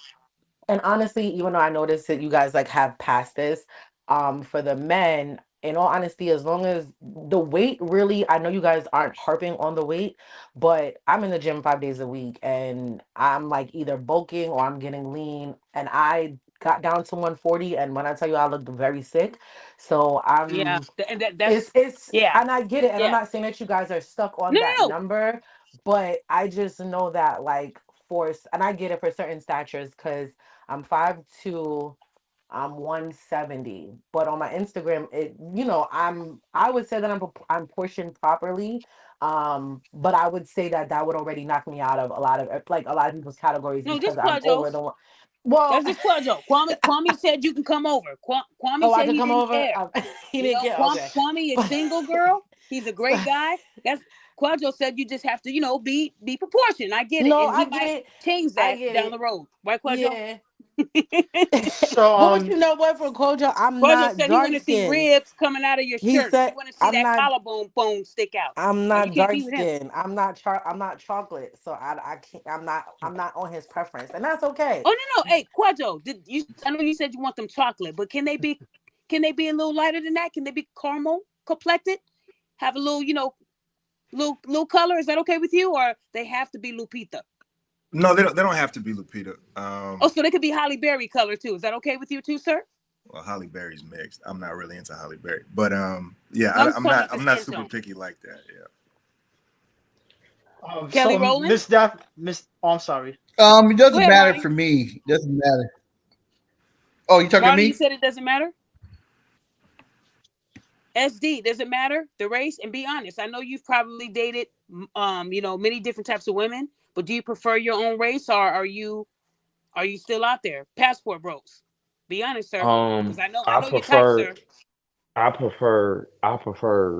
pretty women. Now, Okay. I do have so I don't discriminate. Although, you know, when it comes to, the snow, that's a little different for me. But Okay. when we talking about black women, American black women, and then your Cubans, your Dominicans, your Puerto Ricans, like I'm with all that. Like I don't discriminate. I like pretty women that's feminine, in shape, got their real hair. I do not like wigs. I hate them. I'm a professional hair hat hater. I can't stand them. But when it comes to the race thing, like I'm open to it for the most part. Okay. So you would date outside of your race if it was someone you were Yes. attracted to. Okay, got you. That's being Yes. honest. My Oh wait, mama, Daphne. but Oh, go but ahead. but Sorry. I can't. My mama told me not to bring no white girl. My mama from Mississippi, so she like, yo, don't bring no white girl over here. So I probably couldn't take a white girl to my mama house, but Oh, that ain't my flavor anyway. Okay, go Oh, ahead, Tasha. Daphne. You have something to I just say? wanted. Yeah, I saw some stuff in the comments. Like somebody had mentioned Section 8. I'm not on Section 8. I get no government assistance. Wait, somebody Um, said you were on Section 8. Where's that at? nobody said I was on Section 8. Somebody Oh, mentioned Section 8. So I was just saying, and then somebody else had mentioned 50-50. Yes, in all relationships you give 100%. I guess I just said 50-50 as in like I you got your back. don't You got mine. yeah, you don't necessarily have to split the rent, split the utilities and go down, but I think again, it's like if like so like if you're in a relationship and you're like, hey, I can't pay the cable bill this month. Can you pay it? And then, but Nope. nobody's keeping track of it. But at the end of the day, you know, you both need to be together and combine your finances to make sure that, you know, the household stays afloat and it's, you know, takes care of whatever you need in that sense. So that's what I just wanted to mention about the 50-50. I think we'd Hold be on, guys. smart Hold to on, do guys. it. Hold on 1 second. Shonda, I put the link in the comments on Facebook. If you want to get on the show, click that link because you said you have a lot to say. I hope you're not coming onto the panel to yell at these men because they are prepared to strike. You know, they're not going to sit. They're not going to leave the panel. So if you come on here with questions, I want to hear it. I dropped the link in the Facebook chat. You should see it. Click the link and come on, Shonda. We'll be waiting on you. Okay. Go ahead. Who was talking? I'm sorry. Me. So I think that in our community, that our people, Black people in particular, would be smart to go 50-50 with each other because most of us out here are struggling. When you look at the numbers, when you look at the poverty, when you look at the income, most of us are struggling. We are dead last for household income in the United States as far as Americans go.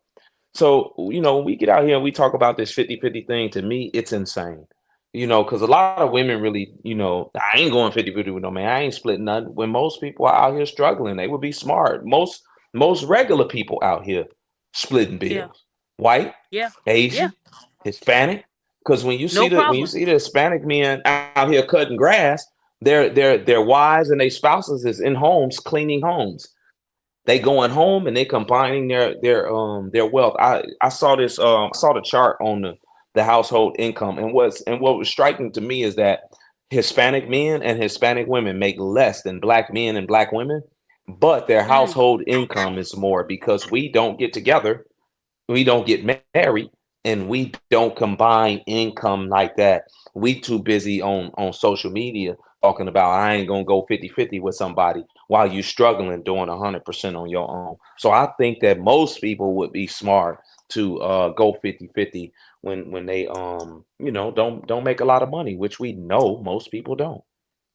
They don't. Look, And them I Spanish agree. women. Go ahead. Who said something about I, Spanish women? I was gonna say those Spanish women are even out there on the construction sites and the job sites I've seen working it. the same jobs I've as seen their it. men. It's happening in Atlanta. It's happening in DC. It's Really? happening in Houston. It's in a I've yes. seen women. Them women Yeah, I've out seen there. women getting Yeah. dirty to help Oh, they'll the work. men that they love. They It's will happening definitely. in Yeah, NY It's too. it's happening in my And they home got city of kids Houston and as well. everything doing it. But it's happened in again, my home state, in my home area too, here in Springfield, Missouri. I see them at the and a lot construction of work. women I want to see know them at why the, men. Hold on, guys. And a lot of women want to know why men, you know, switch and they start dating outside of their race because they don't get that from our race. Because a lot of you women were raised by mothers who were bitter and upset, and they let that trickleate into you, and they're just passing the cycle on. It's a cycle that will continue to be repeated because these women are not trying to heal. They keep taking. It's like their moms is giving birth to these kids and saying, "Here you go. Here's here's some pain. Go ahead and put that in you and absorb it. And I need you to pass that anger and bitter on to the next offspring." And then they have a kid and they keep passing it on. A lot of these women don't want to acknowledge that they are a lot of the reason why they are single. Now, they might say, "Oh, yeah, I love life." But these women I talk to who are attractive women on social media acting like their life is great, posting pictures of places that they never went to. They're being sent these pictures from their homegirls that are not really on social media like that. And they're acting like they were there in Cabo and Dubai and they ain't left the house. And I said, "Why do you No. have to lie?" Because it makes people think. Wow. What? Listen to what I'm Yeah. saying today. And I know she might get mad at me today, but I told her I was going to talk about it because any woman that's living a lie like that, you're going to get caught. Eventually, you're going to get caught. And she does. This is what she does. And look, I'm not trying to shit on you, but if you want to get on this panel right now and go at it with me, come on. I sent you the link and told you to get on. You talking all that stuff in the inbox. Let's talk out loud. You go on here, you got all these followers. She got over 2 million followers, and you lying. And the only reason why I haven't exposed you is because I'm trying to be nice. You need to live in your truth. A lot of you women out here acting like you went to these places and you ain't never left your house. You are losers. So you need to start acknowledging Mm. that you're living a life that you can't even pay for. But then these are the same women that get on this internet and say he must make six figures. And you ain't even left the house. You're still looking for a job. And yet you're recycling places that your friends have went to that you never gone to. So again, a lot of these people, they lie. Y'all see something on social media and that is not how they are living. And a lot of you women, I think one of the guys on the panel said this, they look at other people's relationships on Instagram and they think that's the life I want. Well, you know what? They're not even living in their truth. As soon as they log out, they're really living in chaos. Y'all got to stop believing these people. Hold on. Is this her? Ooh, that scared me. That's Jay. I was ready. I was ready for attack, y'all. And if she wants to come on, I sent the link. But anyways, what I'm trying to tell you guys is you got a lot of people that act like their life is great. They love the single life. But then when I speak to them, they're crying. They're looking for Mr. Right. But if you stop lying, he will come. Now, I was the type of woman that said, I want this, I want that. When I met my husband, he was fresh out of college. What man gets out of college and they're automatically making six figures? Once they get out of college, they got to get acclimated to living regular, now supporting themselves when they've been in college for all these years, right?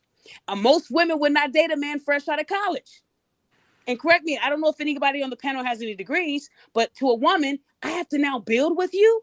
You don't have everything lined up. A lot of men don't have everything lined up for them, right? They get out of college and then they do their resume and they're looking for what's going to make them happy. So when I met my husband, I already had a state job. I was making damn good money too. And I told him, I need you to find a job that makes you happy because I'm happy at this job. I can hold the fort. I want you to be happy. Can I contribute something to that? Yeah, you sure can. Go ahead. Go ahead. Yeah, I think on both ends of the spectrum, when a lot of sisters end up single or a lot of sisters end up ran through by that 1% of men who are 6'7" and make six figures but won't really commit to them. What we're looking at is a sociological phenomenon called female mate choice copying. It's basically this idea that women look to other women and their behaviors for validation. And so you see somebody like, I don't know, like Future or like Nick Cannon or something like that, like somebody who has 9 kids or something to this effect. And they know that he has 9 kids. But the fact that he has 9 kids by 9 different women, that in and of itself is taken as some kind of validation or some kind of proof that 9 separate women wanted him. And therefore he must be valuable because they end up following the decisions of other women. They end up getting themselves in trouble. Vice versa on the other end. It's kind of one of these memes and phrases that's now frequenting the manosphere is single women keep women single, right? And it's this idea once again that women will tell other women purposefully bad, malicious, or sabotage type advice in order to keep them single. And because women hold other women's opinions so highly, they'll end up falling for a lot of this. I know I'm gonna sound like a pick me, but oh my God, I'm so happy that I'm not one of these women that y'all are talking about, like trying to keep my friends single or like I've been to a lot of weddings and a lot of my friends are in relationships. I think I'm probably out of a couple of my friend groups, I think I'm like probably still the only person single, but it's wow. I will say that my mom did a great job. Oh yeah, she did. She did a great job That's what it sounds because like. I'm like, there's no bitterness. Like she ended up divorcing my dad like after I graduated college. Like she waited until then. She never spoke ill about my father. Even to this day, she still won't speak ill of him. I will say that, she's the one that introduced me to going to therapy, talk about my feelings. And I'm just like, really, I text her every day and let her know, like, I'm really thankful that, a lot of the things that you taught me, I thought it was the norm. But like I said, listening to you guys talk, I'm realizing that it's not the norm. And a lot of broken women and men are out here just not really sure what it is that they want. And I don't think I've ever based my like somebody else whatever they have because I don't know what they did to get that. So it's like I got my own car. I have I have a 2019 Honda Accord. I got it in 2021 during the pandemic. That's And great. it's great, but I'm never gonna look at somebody who's driving a BMW or driving a G-Wagon or whatever and be like, oh, I want that too, because that's not something that I could sustain. And I don't know what Shorty did to get that. I don't know. You know what I'm saying? Like, I don't, and again, however you get it is how you get it. But I just know that that's not a lifestyle for me. So I just think, like, especially living in New York City, and doing this thing by myself, I will say, honestly speaking, even though I am single, I do miss being in a relationship, and I do miss companionship. Like, I miss coming home and talking to somebody about my day. I realize, like, being single, like, it is very lonely, even though I do have a good time, you know, hanging out with my friends, and I could go here and there. But when it does come down to it, like you said, Daphne, I know a lot of women are in your DMs, like, they like to be single. But as much as I like being single, I also do miss, like I said, coming home to somebody and being in a relationship. So Thank you for being hopefully, honest. no, and you know, like I said, I'm always gonna be honest, and it took, like I was saying this in your comments, like, it took a lot for me to get to where I am now, because at the end of the day, it was like, okay, I can meet people, but there's something that's not making them stay, and it's either me being hyper independent, and I hate to say it, because I feel like social media, like, they take words and then they drag it, but I want to say, like, I guess I'm in, like, a masculine era, but I'm not masculine. I guess when it comes down to it, it's like, since I do have to do everything by myself, I am hyper independent, and I'm learning that we both need to be needed. Like, just like how a man needs me, I need a man. And I think that women are also losing sight of that, and I think that a lot of women have been born and raised to feel like, just because you have a cooch, you're not supposed to do anything but be a trophy wife. And I feel like that's not really realistic anymore. But this is a very eye-opening panel, and I Oh appreciate no, y'all we're for not letting me done. I chime just in. had so I much know we're going. not done, I but want I I just want to have keep it to. moving. I hate This to is cut you this off, is Tasha. I great. want to No, keep go it ahead, moving go because ahead. I don't want to be on here all night. Now, before I move forward, I want to say shout out to Daquan. He's one of my day ones. Daquan, I hope you can come on later when there's not 10 of us on here.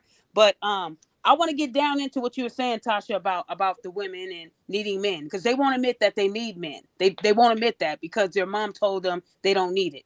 And you said that your mom did a great job with you, and that's great that you acknowledge your mother, because a lot of these women, they acknowledge their mothers for teaching them to be so bitter. So I want to shout out my mother too. My mother passed when I was young, and yet I know how to be a good woman. That's why I'm married. That's why I'm going on almost 15 years with my husband. A lot of people don't know what that's like. A lot of people will never, ever, ever reach that milestone. I don't care how y'all lie on social media saying, "Oh yeah, single life is great," but then when they click end and they log out, they're crying in fetal position. "Oh, I need me a man," and they buying all these toys. You're lonely. I know what lonely looks like. You can tell when in what they post. So the women I talk to, they are very, very, very alone. And they do want that. It's not when my husband comes on, he smell that food from the garage. He know he about to get some good food. He know he about to get some later. That's the way we roll up in here. Sometimes he come home and I be hiding somewhere. He got to find me. Hide and go seek. You got to keep it fun. We have a lot of fun in this house. So Tasha, we'll get back to that. But we have Shonda. She found that link. Shonda, can you hear me? Shonda, take yourself off mute, hon. Hold on, I'll help you. Shonda, can you hear me? Yes, I can. Can you hear Okay, me now? Shonda, you said you had a lot to say. We want to hear it. All the guys are ready. They locked I and loaded. do. Let's go. I Talk to us. do. No, I'm not single. I'm not single at all. Um, I am agreeing with you guys. I did not know until I entered. I was in a 20-year relationship with my kid's father. It didn't end well at all. You okay? Shonda. Didn't know. Hello? Can you hear me? Yeah, go. You cut out. You scared me. I thought that was the end. Go ahead. You said it didn't end well. It didn't end well. What happened? Not at all. Oh, it was. Now I am. I guess you can say. I think an exception to the rule. I was in a really bad. I was in a narcissistic, very verbal and mental abusive relationship. But I don't feel like all men are that way. So They're not. I am Oh, up you said. Wait, hold on to. 1 second. Hold on 1 second. You said I don't feel that all men are that way. There was some hesitancy. So you do feel like most men are like that. Is that what you're saying? Because when you said that, I didn't feel the Someone keeps confidence. calling me, so it keeps messing up my phone call. Okay, Can y'all put hear your me? phone on Do Not Disturb, Queen. Put it on Do Not Disturb. You said you don't feel that all men are like that. Can you hear me? Yeah, we can hear you. Do you feel like Oops, I majority of think I men are like lost that? them. Shonda, can you hear us? Shonda, you leave and come back, Shonda. Okay, we'll wait for Shonda to come back. Did y'all catch that? She said she didn't feel that all men were like that. Yeah, I caught it. I caught it. So Yeah, I heard it. Yeah, I I caught want to it. say this. Have y'all noticed have y'all noticed that a lot of women use that word narcissistic Yeah, I was to, gonna to say Oh that describe a too. Yeah, Yeah. man? way too Y'all much. listen, that word way has too been much. misused like pick me. And all these women are now therapists, and now they're diagnosing he was narcissistic and he had multiple personality. You guys are not even in the healthcare field to diagnose a man, and most of y'all won't even admit that y'all have the multiple personalities. Y'all won't admit it. There's a man that told me he'd catch his girl talking to herself. Let's go get him, and he thinking there's another person in the room, and it's her. So a lot of y'all gotta admit that y'all crazy too. It ain't these men. It ain't these men that have these issues. Y'all do too. But y'all gotta stop calling it narcissistic personalities. Y'all don't know what y'all talking about. Y'all just throw that word out there on any man that hurt your feelings. Now, like I told you guys, I was in a relationship for 3.5 years where he almost killed me. The man can throw a great right punch. I get hit for nothing. Now, if you want to apply Mm. that to that, maybe that might go with that. But not even I didn't even know what that was. I didn't learn that word. I didn't start hearing that word until a few years ago. Women start abusing it, calling every man in the book. Women can't be that, only men. That is wrong. But no matter what that man did to me, I still married a black man. Because when Shonda said that, I don't feel like all men are like him. There was some hesitancy. She feels like majority men could be like him. And that's not the mindset that I had when I got into my new relationship with my husband. I had to remember that he is not the guy that almost killed me. And when I tell you guys that he almost killed me, he almost killed me. A lot of people won't understand that because they probably never went through it. But coming from someone that went through it, I would never judge the next man because of that man. That was one bad apple. Because look, I found the best apple of the bunch. Right? Okay, I think Shonda came back. Oh no, that's Tasha. So maybe she said that and then left. But ladies, y'all got to stop abusing that word because a lot of you guys are the ones with the issues, and you keep giving these men labels. And a lot of women know what they're getting into. Like I think it was who was the one that mentioned Nick Cannon. Nick Cannon doesn't have 9 baby mamas. He has 6, which is still a lot. We know that. But Elon Musk has 4 and 14 kids. So you notice that they won't talk about the Elon Musk out there spreading his seed like fertilizer. He's doing it too. So because he's a billionaire, that means that it's okay.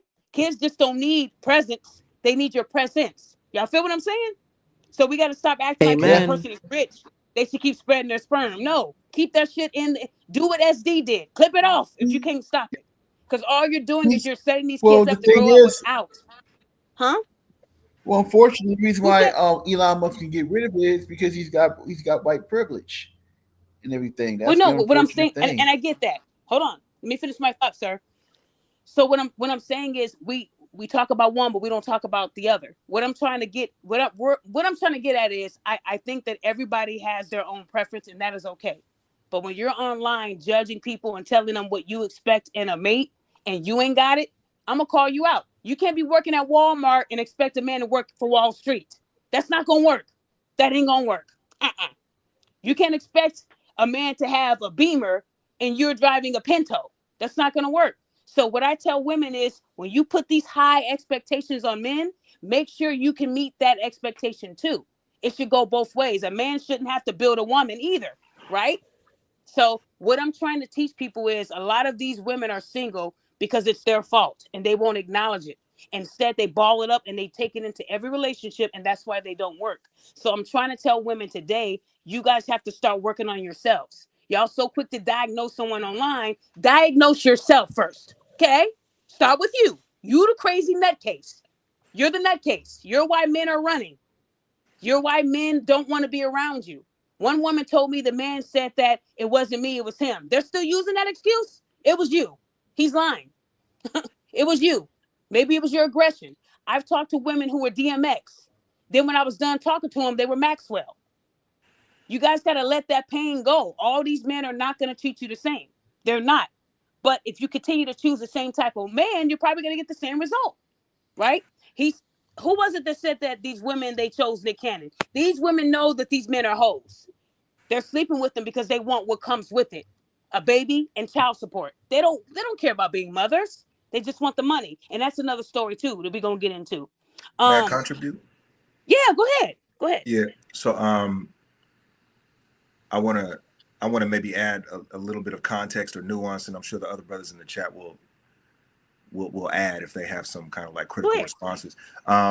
When we talk about parity, you know, and like being equally yoked and a woman bringing something to the relationship that is 50-50 matched with a man, I think there also needs to be something to be said about like matching in kind, right? So not necessarily he makes 100K and she needs to bring 100K, but rather that she can bring something which is equally worth that 100K, right? So something to be said is that there's macroeconomic equations where people are running now that show a stay-at-home mother or a stay-at-home wife, the value of that to a household in terms of what it would cost to have an in-home chef, a housekeeper, a chauffeur for the children, laundry, wash and fold service, and etc. And oftentimes that ends up being more in terms of what it would cost than the average woman's median salary, right? And so what happens, I think, a lot of the times inadvertently, is we have these conversations about women need to be on parity with the man, and then what we do is we end up inadvertently, I think, producing a lot of women who want to be masculinized boss chicks, and they're equally insufferable, right? So there's something to be said, I think, about the nature of a woman's contribution versus the nature of a man's contribution. I'm complete. Thank you. So let me chime in on what brother Amazing. just said, right? So I agree with what he said. He's right. Everything that you do has a value on it, right? But Right. we can't get to that, Corjo. We can't get to that because these women don't want to be housewives, bro. I They want to know. be, they want to live the soft life. That's Because the I problem. don't think most of us would have a problem paying all the bills if we was all these big 6-figure balling ass dudes and we had a woman who wanted to cook and clean and take care of our kids. As I say, I got some very, very simple requirements.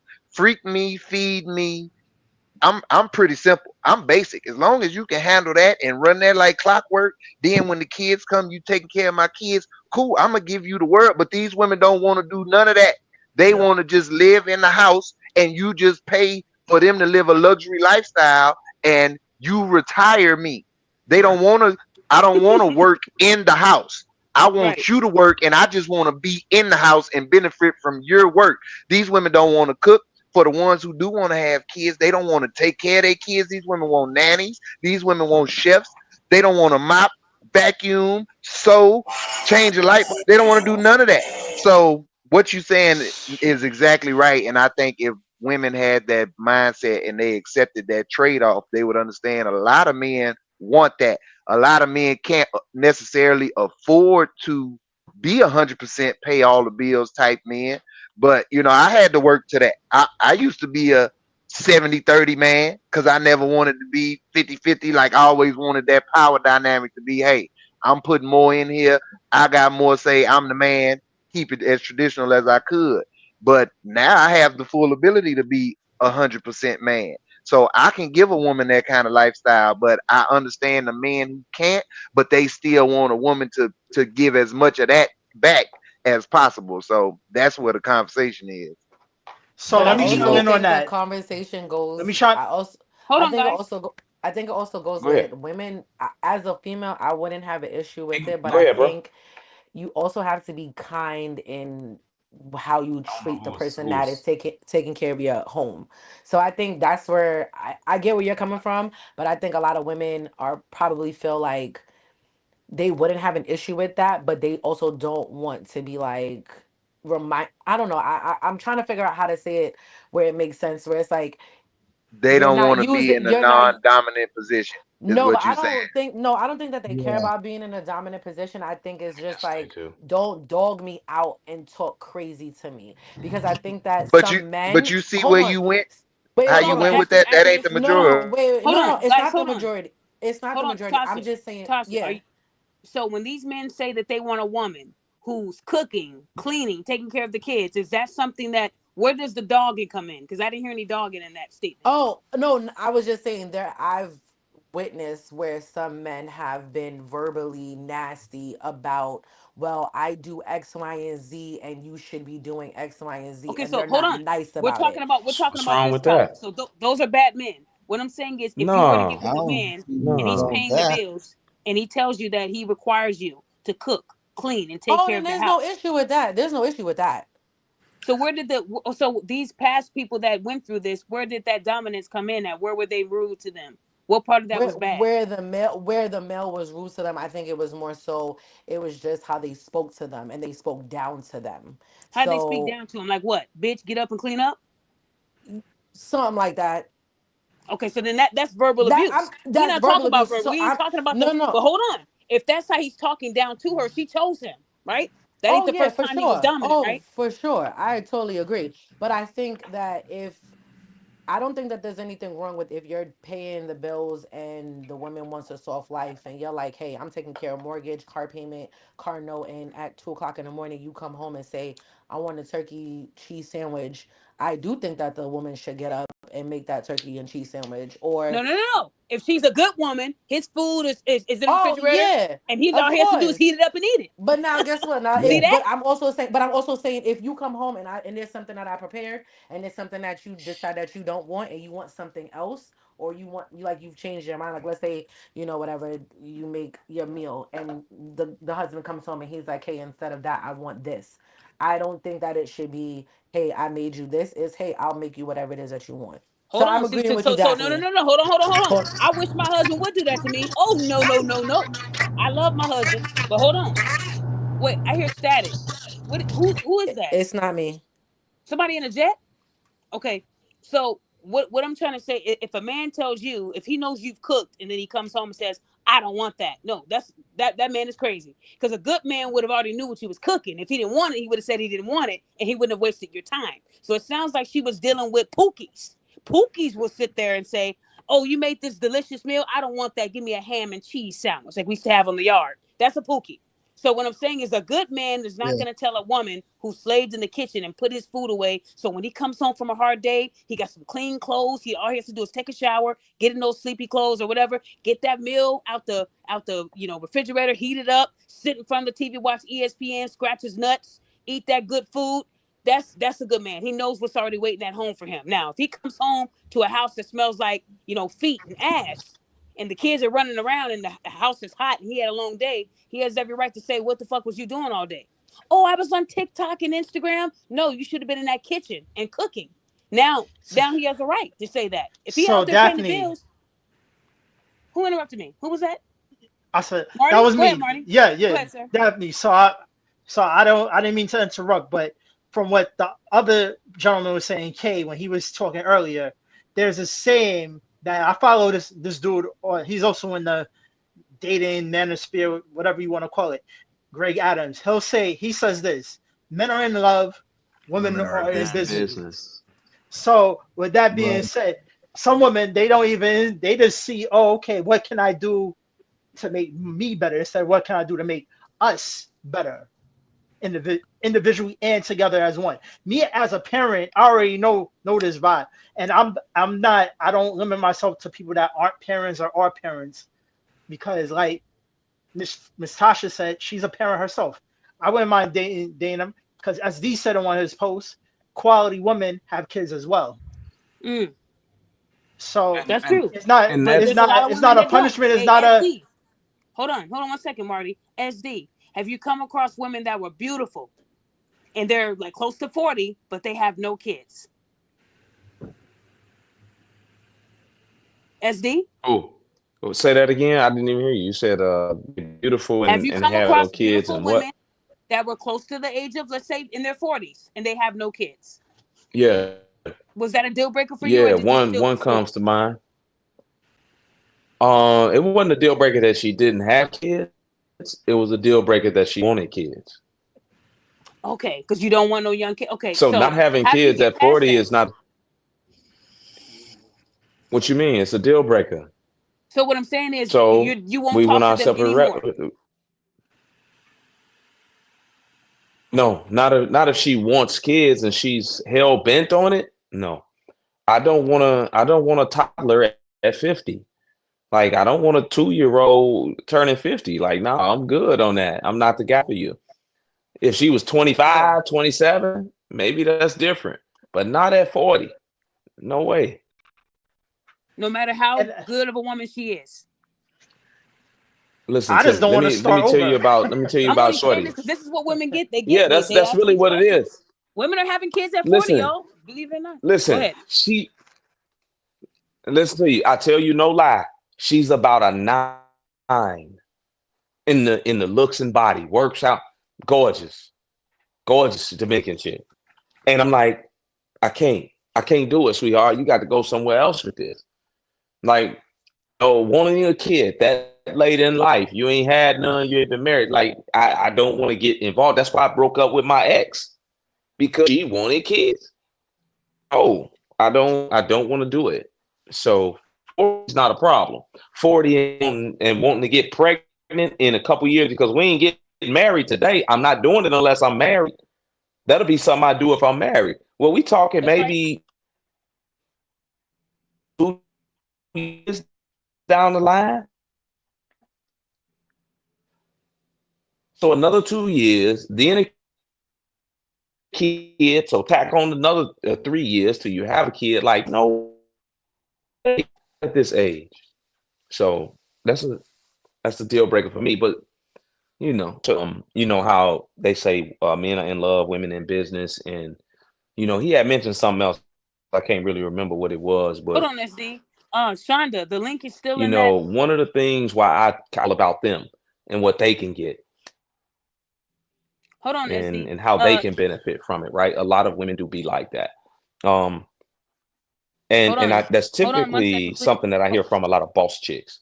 That's why I typically steer clear of them, because a lot of them are really narcissistic, because everything is about them. They want you as the man to be about them while they are about them also. So they'll say things like, his money, my money is my money. It's my money. Or they would have a problem going 50-50 with a man. That's why I tell men, and I tell the women too, I'm only going to pay 100% of the bill. So it's the thought process behind it for me. I don't need a woman to help me pay bills. Well, Daphne left the chat. if Can y'all hear me? 50-50 is the thing, then fine. I'm okay with it. No, baby, keep your money. Guys, Keep your hold on. Can money, everybody hear because me? Yeah, we y'all can hear hear me? you now. Okay, yeah. I don't know what I happened. can They just hear kicked you. me out of the stream, so we're gonna Yeah, have I to was be about to wrapping up say soon. it That's was never going, it happened to was me. lagging. Y'all didn't hear Y'all, what I said? Yeah, it was no, lagging. I Yeah, heard we you heard you, talking. but Yeah, it was going I in and out. Yeah, I don't know what that We heard means. Okay. I don't know if it means I've been on too long or we're too deep today. But yeah, it kicked me out literally, and I had to come back. That's never happened. Oh, okay. So I hate to So at the I I'm heard what sorry. you said, SD. We heard what you were saying, but did you want to wrap that up? What you were saying? I'm Hear you. sorry. I didn't know if you noticed I got kicked out. Go ahead, sir. So like I was saying, like, for me, it's about the attitude. It's about the attitude and the mindset. Because a woman that don't mind going 50 will more than likely be by your side when things get tough. And I don't know if y'all can hear me, because I'm getting a lot of backfeed. But a woman that don't mind going 50-50 will be by your side when things get tough. Let's say something happened to your money and now you can't provide 100% no more, and she has to pay 50%. Well, a woman that has that mindset from the beginning and say, nope, I'm not helping the man pay anything. Bruh, if anything ever happens to your money, she's out. She's gone. And that's where the business aspect comes in from it. But that's on the men also, to really vet the women that they are dealing with, to know who you are dealing with, and whether or not she's in love or she's in lifestyle. That's what I call it. Love or lifestyle. A lot of women are looking for the lifestyle and not the love. And the men want the love part of it. And that's where we get messed up at, because we're not doing the proper vetting and using the correct discernment because of looks, because of body, because of things like that. So we as men got to choose better also with the women that we decide to be with. Can I Thank ask a you. question? Wait, before you ask the question, Okay. SD, I've said that before too. They want the Yeah. wedding, not the marriage. But go ahead, Tasha.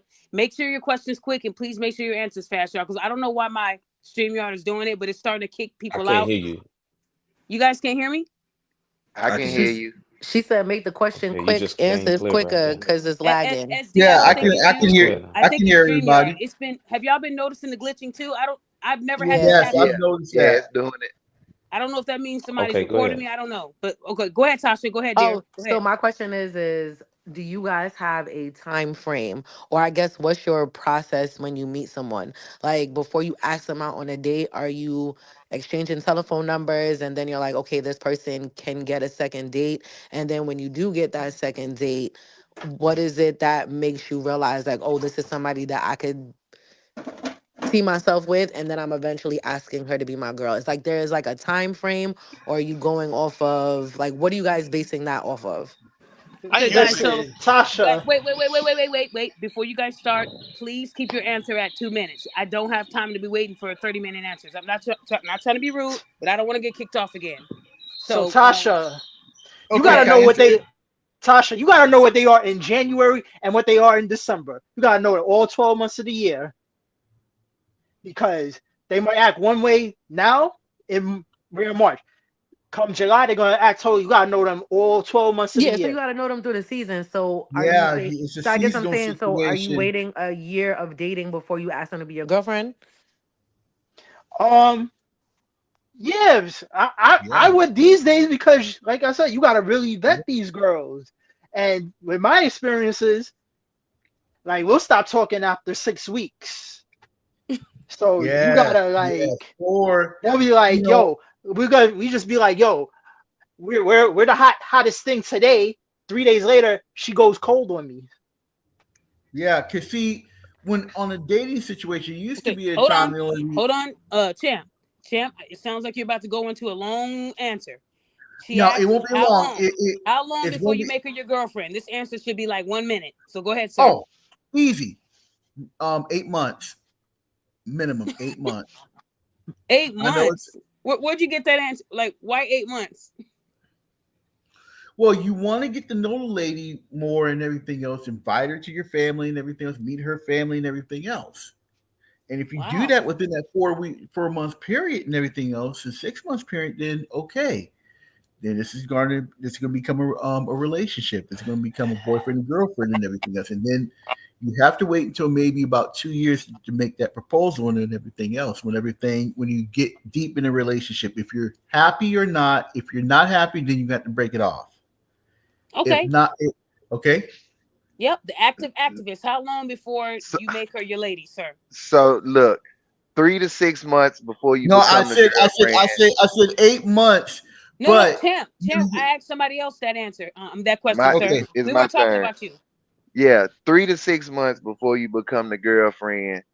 2 years absolute minimum before marriage, not 2 years before a proposal. If you ain't ready to be married by 2 years from you starting to talk to this woman, you wasting your time. People stay in Okay. these relationships too long. Jay, how long before you make her your girl? 4 to 6 weeks. Oh, wow. Yes, You sir. guys are giving Okay, some Jay. really good answers. I tell you this real quick. Right when I ask a girl on a date, it's some cheap walk in the park ice cream coffee shit. If she say no to that, she ain't worth it. If she meet Oh, up with me, I so I heard can, that. yeah. I heard that.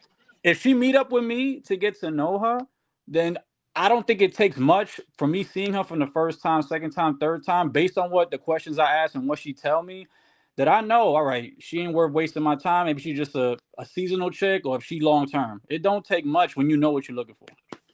I hate to ask this person this because I think his answer is gonna be like 4 to 6 hours. JT, how long before you make her your girl, man? I'm big on time, so I'm gonna say you got a limit of 2.5 months. After that time period, if you don't know what you want, I'm out of here. Is that your new mindset because of what happened? That's correct. Okay, we're gonna talk behind closed doors, JT, because I think there's some red flags you missed. Oh, Quadjo. I sure as hell did. Okay, Quadjo, what's the time frame, sir? I believe in dating for 2 to 3 months. Like three, I Yes, think sir. 3 is really pushing it. After that point, inviting a woman to a courtship that should last roughly 1 or 2 years. I don't think it should last longer than 2 years because women got that biological clock, and I want to respect that. But less than 1 year these days with these women is very dangerous. So trying to weigh the difference or weigh that middle area anywhere between 1 and 2 before a proposal is made or a decision to cut the courtship is made. Okay, yes, sir. And Tasha, how long before you make him your man? How long would you guys be dating before he's official? Oh, I would say 3 months, 3 to 6 months. Okay, I okay, I was I think maybe more so, yeah, 3 to 6 months, and then I think after we've been dating for a while, then you can probably like meet my daughter. But I think is that's a touchy situation because I the reason why I asked is because I've been in situations where I've been on dates, going on dates. We talk every day, and 3, 4, 6 months later, I'm like, "What are we doing?" And they're like, "Oh, you're pressuring me," and I'm just like, "Well, we talk every day. We hang out, we go on dates, X, Y, and Z, and we're doing all these things together. Like, if you don't know by now, like, then let me go." So I guess that's probably like why I asked that question. okay, understood. And then we have who was last on here? JT already went. Daquan, how long before you make her your lady? How long should you date her? I'm just testing my mic real quick. Can everybody hear We me? can hear you. We Yep, we got can you, hear brother. you. Go How ahead. long, sir? Time frame would be between at least 4 to 6 months. You know what I'm saying? Range in the time frame, her availability, my interest, her mutual interest. If our schedules coincide, if it's not too much friction or too much static as far as availability, setting wise, if we actually can commune and communicate in different aspects, but from mutual bonding and all of that, that coincides with it as well. But is if her heart is in it, that's my main thought right now. If you actually have genuine aspects and aspirations to want to not only better my life, but your life as well as a complete collective, I don't see no bargaining chips being really put on the table to keep it 100 because it's too much distraction and it's too much of a time waste for me to want to actually put interest and energy and my time and my assets and my future on the line that really isn't going to be worth it. Okay, good answer. We have the First Prime that just joined. First Prime, you can get in on this. How long before you make her your woman? How long? Can y'all hear me? Yeah, we can hear you. Come on, sir. Come on. I would say whoever said it was about like 8 months. I feel like that's a good answer. That's enough time to get Champ. to know Champ them. said 8 months. Yeah, I agree with that answer. Okay. Well, I'm gonna be honest with you. I agree with the majority of you guys. I'm sorry, Champ, and I'm sorry, First Prime. 3 to 6 months makes sense. You know, when me and my husband started dating, at the 6 month mark, I was meeting his mom. So that's how quick that happened for us. Now we didn't get married right away. Now I know you guys said that you have a time frame for the engagement.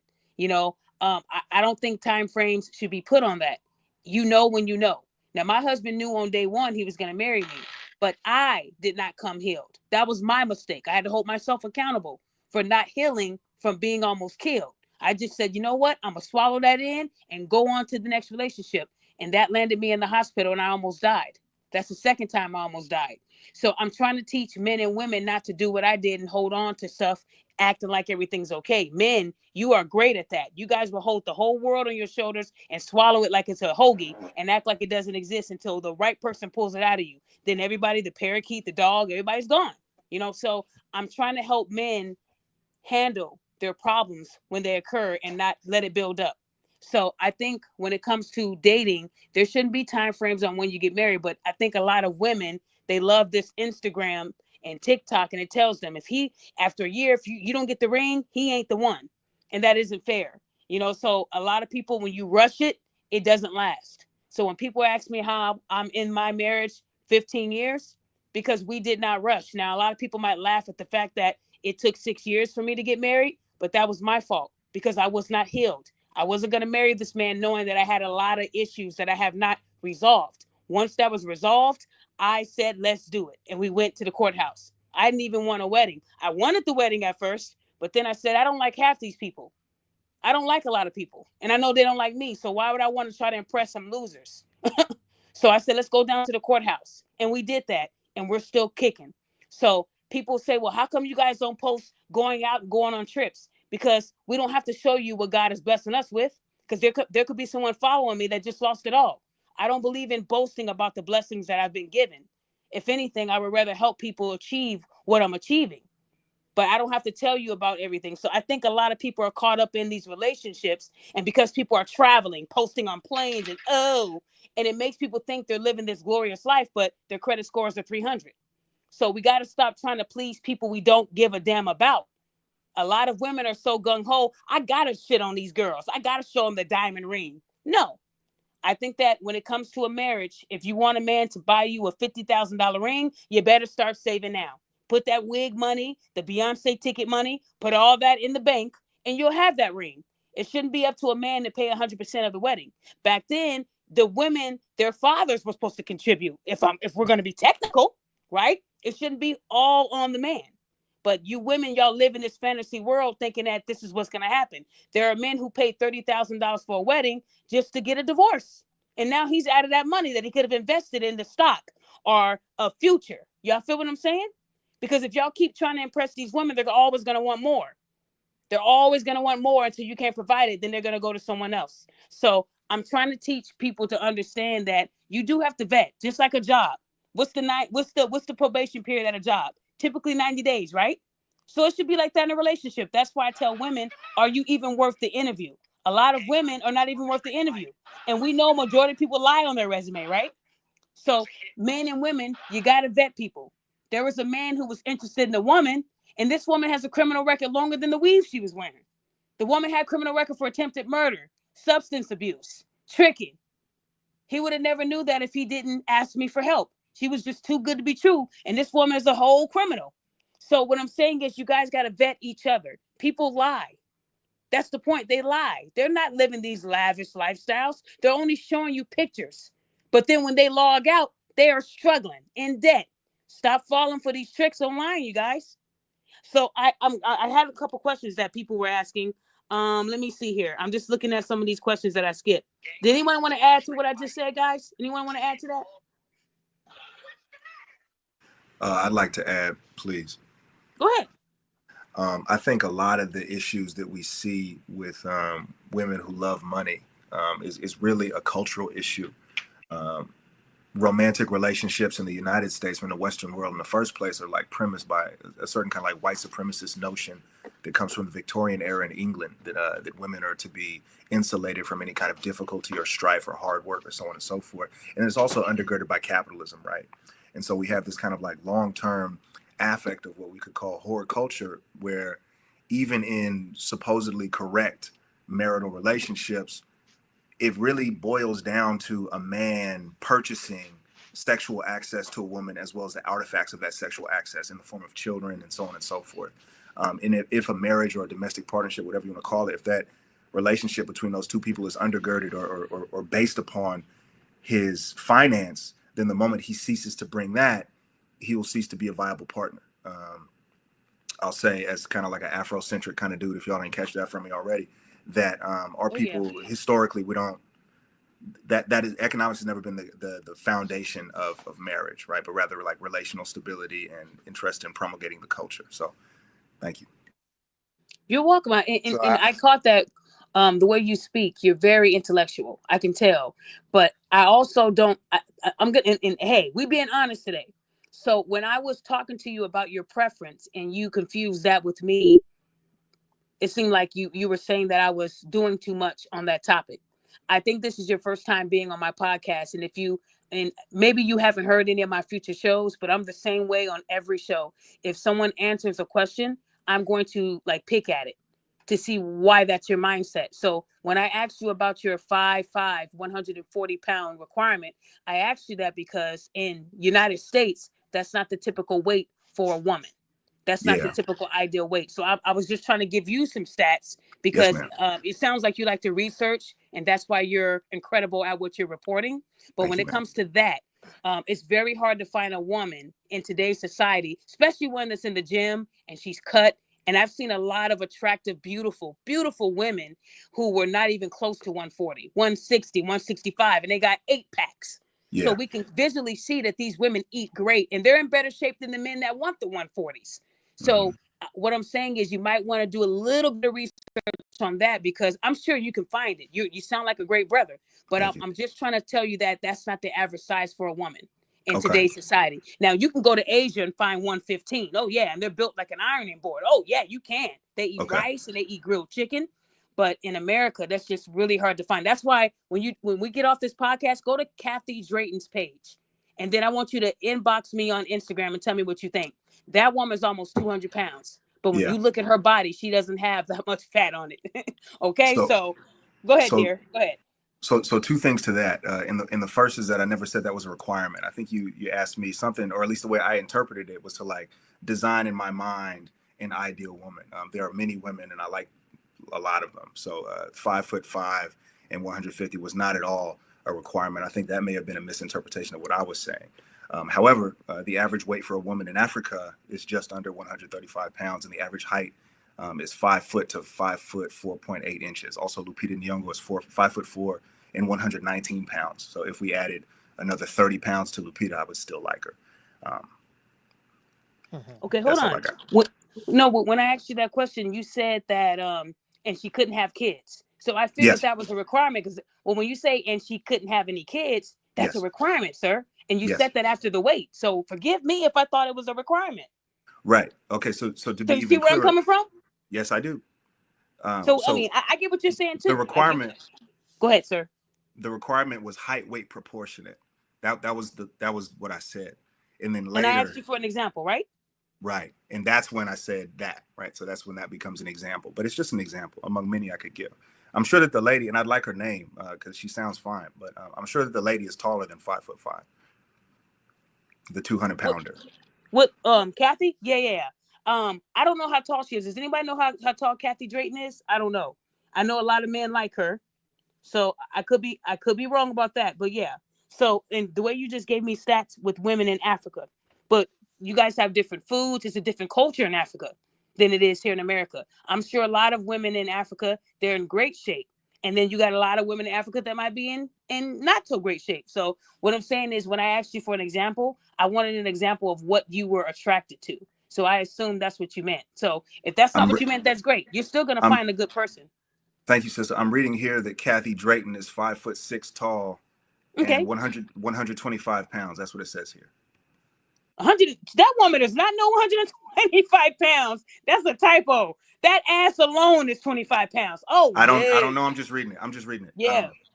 Wait. Yeah. I don't think that that's her weight. You look at her and you tell me that she was probably 125 before she started working out because she didn't have any breast or any butt. But then I see when another she look at listing her that legs. says 126. Oh no, I don't believe that that's her weight. Yeah, That's that Google that's thing what I was see. wrong. Go to Kathy's page and maybe it'll be more accurate. Anyone that follows Kathy Drayton know that woman is not no damn 125. Not with no body like that. Oh no. Hey, anybody knows I Kathy suggest Drayton's that weight? all, but nah, she's packing at least 145, 150. She look about 150, 160. Somebody said she was close to 200. Well, that's So I'm interesting just because say that at ends up right least. back I in the say. range I that say. I said in the first place. Huh? I'm just saying it's back there. Daphne ain't lying. I see Daphne it. I'm ain't looking lying. at pictures of her now. That's at least 25 to 30 pounds per glute. We not playing. You said per glute. Well, But yeah, last I mean, year if she she's said 145, that puts her dead back in the ass. range that I was saying in the first place. Last year she said she was 170. So that's how I know that she's not no 125. I would never believe that. Not I'm the saying woman is she like a cut. double She cut D. weight. She Double cut D. weight. So then from the body I'm looking at, it looks like the same body. Big legs, big butt. Nothing looks different. So if she was 125, she would not have, well, she'll have the chest because the chest ain't real, but she wouldn't have that big butt because butt is fat. So yeah, I'm just saying my opinion. She ain't no 125. Yeah, the guys that follow Kathy know that she ain't no 125. Yep. Anyways, we don't even gotta harbor on that. I just think everybody's allowed to have their own opinion. There was another video that I wanted to play, and this is coming from a black man, and I honestly think that this is the most accurate description as to why people are single. I love the way he broke it down, and then we can all I'll ask you guys about this video, and then we'll wrap up. So here's this man that I found on TikTok. Man, look here. Let's talk about it for a second. Because, see, I'm going to ask the question that I know a lot of y'all thinking, but y'all just ain't said it out loud. But I got you. Check this out. If everybody so good, if everybody exes did them so wrong, and everybody done leveled up and they working on themselves, then why we all still single? What I'm being serious. Let's talk about this here. Everybody working on themselves, everybody leveling up, everybody rekindling their relationship with God, but we still single. Somebody lying somewhere. I'm gonna be the one to say it. Somebody lying somewhere. Cause I see all these great inspirational words.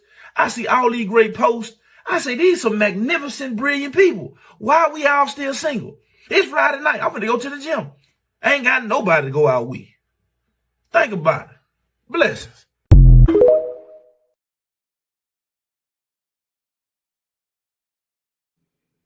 Yeah, he just said a mouthful. And I think that's a question that a lot of people ask. If you're this perfect person and you bring all this to the table, why are you still single? And when people, because somebody's lying.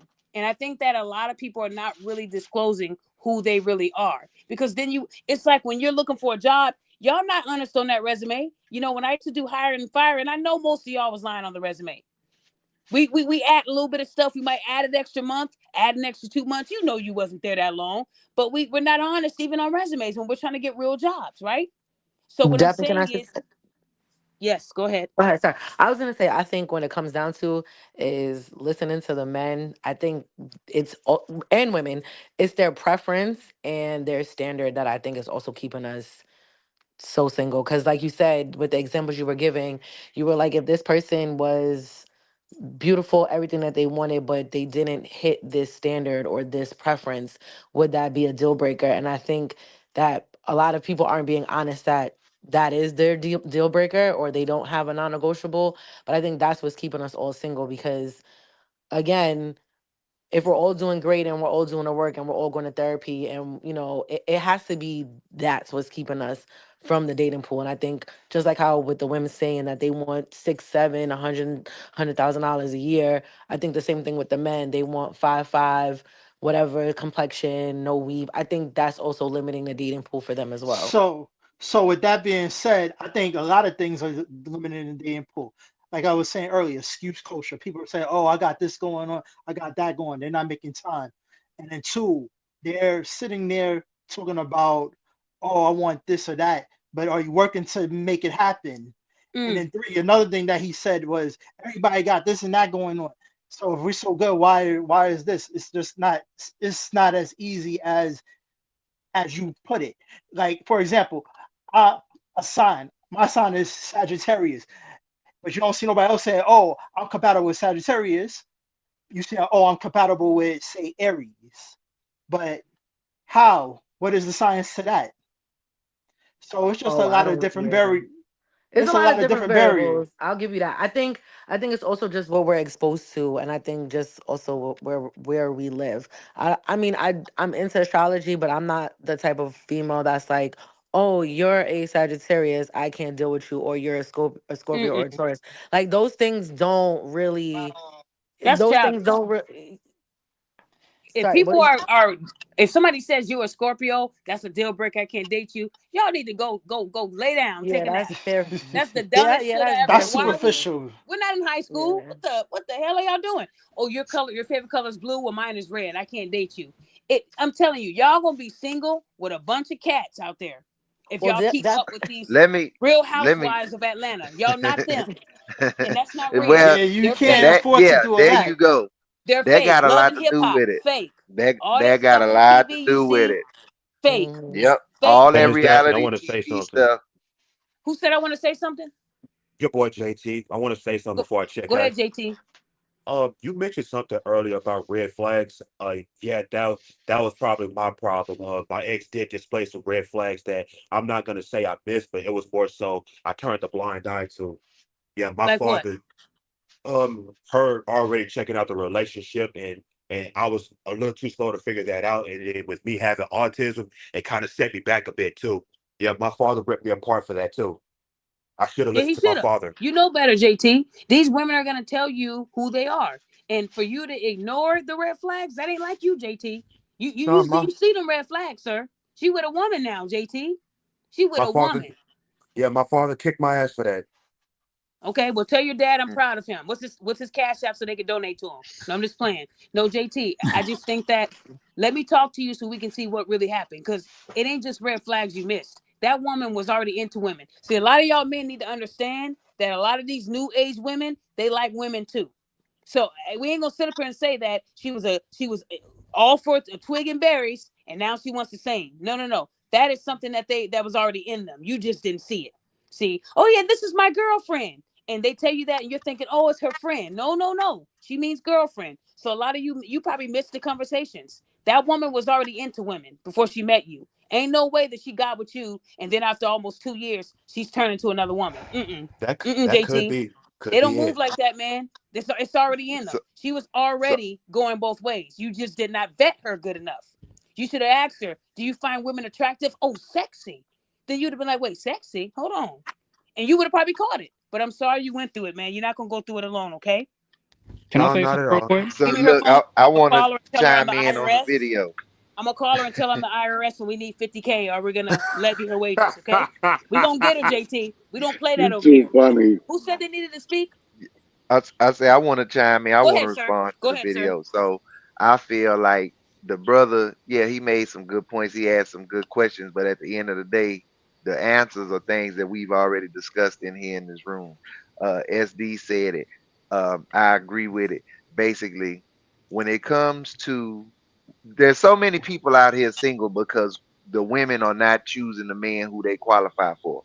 A woman looks at a man who is on her level and he's not good enough. It's this hypergamy shit, right? Hypergamy. So I'm this, like you say, oh, I'm doing this. I got this degree. I got this house, this car. I live this certain lifestyle. A man living that same lifestyle is not good enough because, oh, we even. So we did the math in the manosphere, and we figured out that pretty much scientifically, the man has to make at least 40% more than his woman to be selected, and then to get king treatment or get head of household privileges. It ain't just enough. Oh, I make 100,000. She make 100,000. I make 110,000. No, she make 100,000. I gotta make 140,000. Damn near 50% more than what she makes for her to feel like, oh, she has a man that can be the provider, king, and all that stuff. So that's what it is. I think men are comfortable getting a woman that is equal to them or will date down, as they say. You'll see the lawyer they get mad at this, the lawyer or the doctor talking to the secretary or the waitress or the bartender or whatever. And why ain't he talking to another lawyer or a doctor? Because you're not gonna respect him because he got the same stuff you got. You don't look at him in a leadership position. You look at him as a partner. A lot of people out here want to be partners. They don't understand that a husband and a wife, those are roles. Those are not just just these baseless titles. So people want life partners. They don't want You're to, right. You're like you right. I say, agree. they want the wedding without the marriage, and it's unfortunate. But see, You it know, doesn't start with the wedding. It's not just the wedding. It's what they're doing on social media right now. Like I told you guys about the person who is recycling trips that her friends went on and she ain't even go nowhere because people are so fascinated with others seeing how they're living because they're not really happy. You could tell someone is happy by how they post. See, you got a lot of women that want you to see they're inside of a Louis Vuitton store, but they didn't show you they bought anything. They might even take a purse that they were interested in buying, move over to the side and take the selfie. You think they just bought that $5,000 purse and they didn't. So there's a lot of women right now that are trying to impress people that they don't even like because they're not happy. And the people they're trying to impress don't give two shits about what they're doing. So my advice to women would be, I think it starts with yourself. You have to heal yourself. Don't get into these relationships with these good men and then you turn them into these sadistic people because of how you treated them. The last thing a man wants is a woman that's loud, that's aggressive, because that's a turnoff for a man. And the last thing a woman wants is a man who points down on her, talks bad on her, and he ain't got his shit together. But if women don't want to build a man, understand a man don't want to build a woman either. But the difference in society is that a man will take a woman who works at Walmart. See, we know that that's your starting point, but that's not your final destination. But a woman won't take a man who works at Walmart. You're broke. This is all I see is Walmart in your future. But a good woman will know that that's also a stepping stone for him to one day maybe be the director or vice president. But see, a lot of women don't want to build, but they have no problem with chilling with a man. They just don't want to build. And it goes the other way around. So my advice to people would be to work on yourself. before you start dating or start looking for someone. And remember the requirements you put out there. Make sure you live up to those requirements. So women, if you want a man that's 6'7", okay, an athlete, you better be in shape too. You better not have no jiggle unless it's your big booty or your big breasts. Men don't want nothing else jiggling. So you can't say, well, you're body shaming, well, you're height shaming if the man isn't 6'7". See, you women need to understand that y'all do it worse. Y'all want these men to be perfect. But at the same time, we have to remember, guys, that this is this new age. A lot of y'all are not even getting tested. I wish SD was on this show because he'll tell you, he tells women, I need to see your my chart. A lot of women, if they don't know what that is, if men don't know what that is, there's your red flag. If they don't know what that is, do not stick around. Y'all need That's to a start. fact. I'm telling you, y'all don't do that enough. Y'all get into these relationships and you're pumping and you're dumping, calling Ubers, but you guys are not making an appointment to check yourself out. Just because you don't show any symptoms don't mean you don't have nothing. Y'all Do it say, well, every look, I three, ain't got 4 no moles. months. I'm clean. I ain't got no marks. That don't mean nothing. I want to remind you that I talk to people who are suffering from HIV and AIDS. And I asked them, how did you get it? I didn't vet them enough. I trusted them too much. And trust me, it all didn't come from intercourse. Kissing. There's other forms. There's other ways you can get it. Y'all better be careful out here. That's why I'm glad I'm not single. I don't want to be. I don't choose to be. I know where my husband is. He knows where I'm at. All I'm saying to you guys is that if you want to be in a relationship, work on yourself. And those requirements, you better make sure you meet them too. Because it's rare that a woman meets the requirements she's seeking in a man. I don't know many women making 6 figures. And y'all better stop lying saying you are. No, you're not. I know what 6 figures looks like. Okay. And just because people don't show them driving Teslas, don't mean these men ain't making it. A lot of these men are cheap. They got a big bank account, but you won't know it because they're living in a studio. They're living very under the radar. That's how single men like to live, under the radar. You can get them a bean bag and a 55-inch screen TV and a remote, and they are happy for life. But see, you can't give that to a woman. She needs this. She needs that.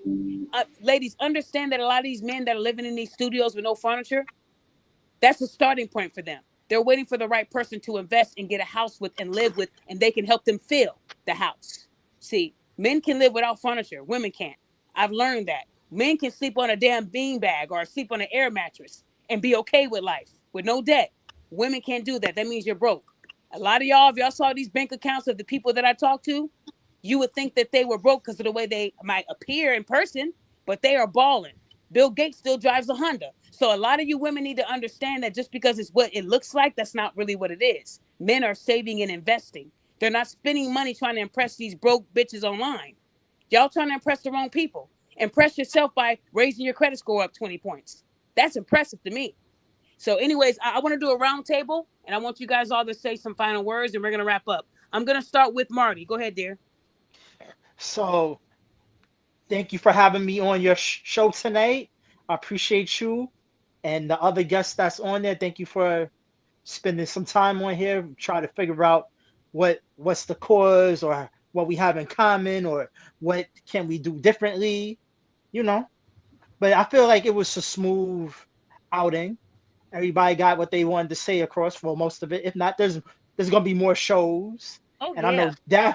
I know Daphne's gonna post something every day.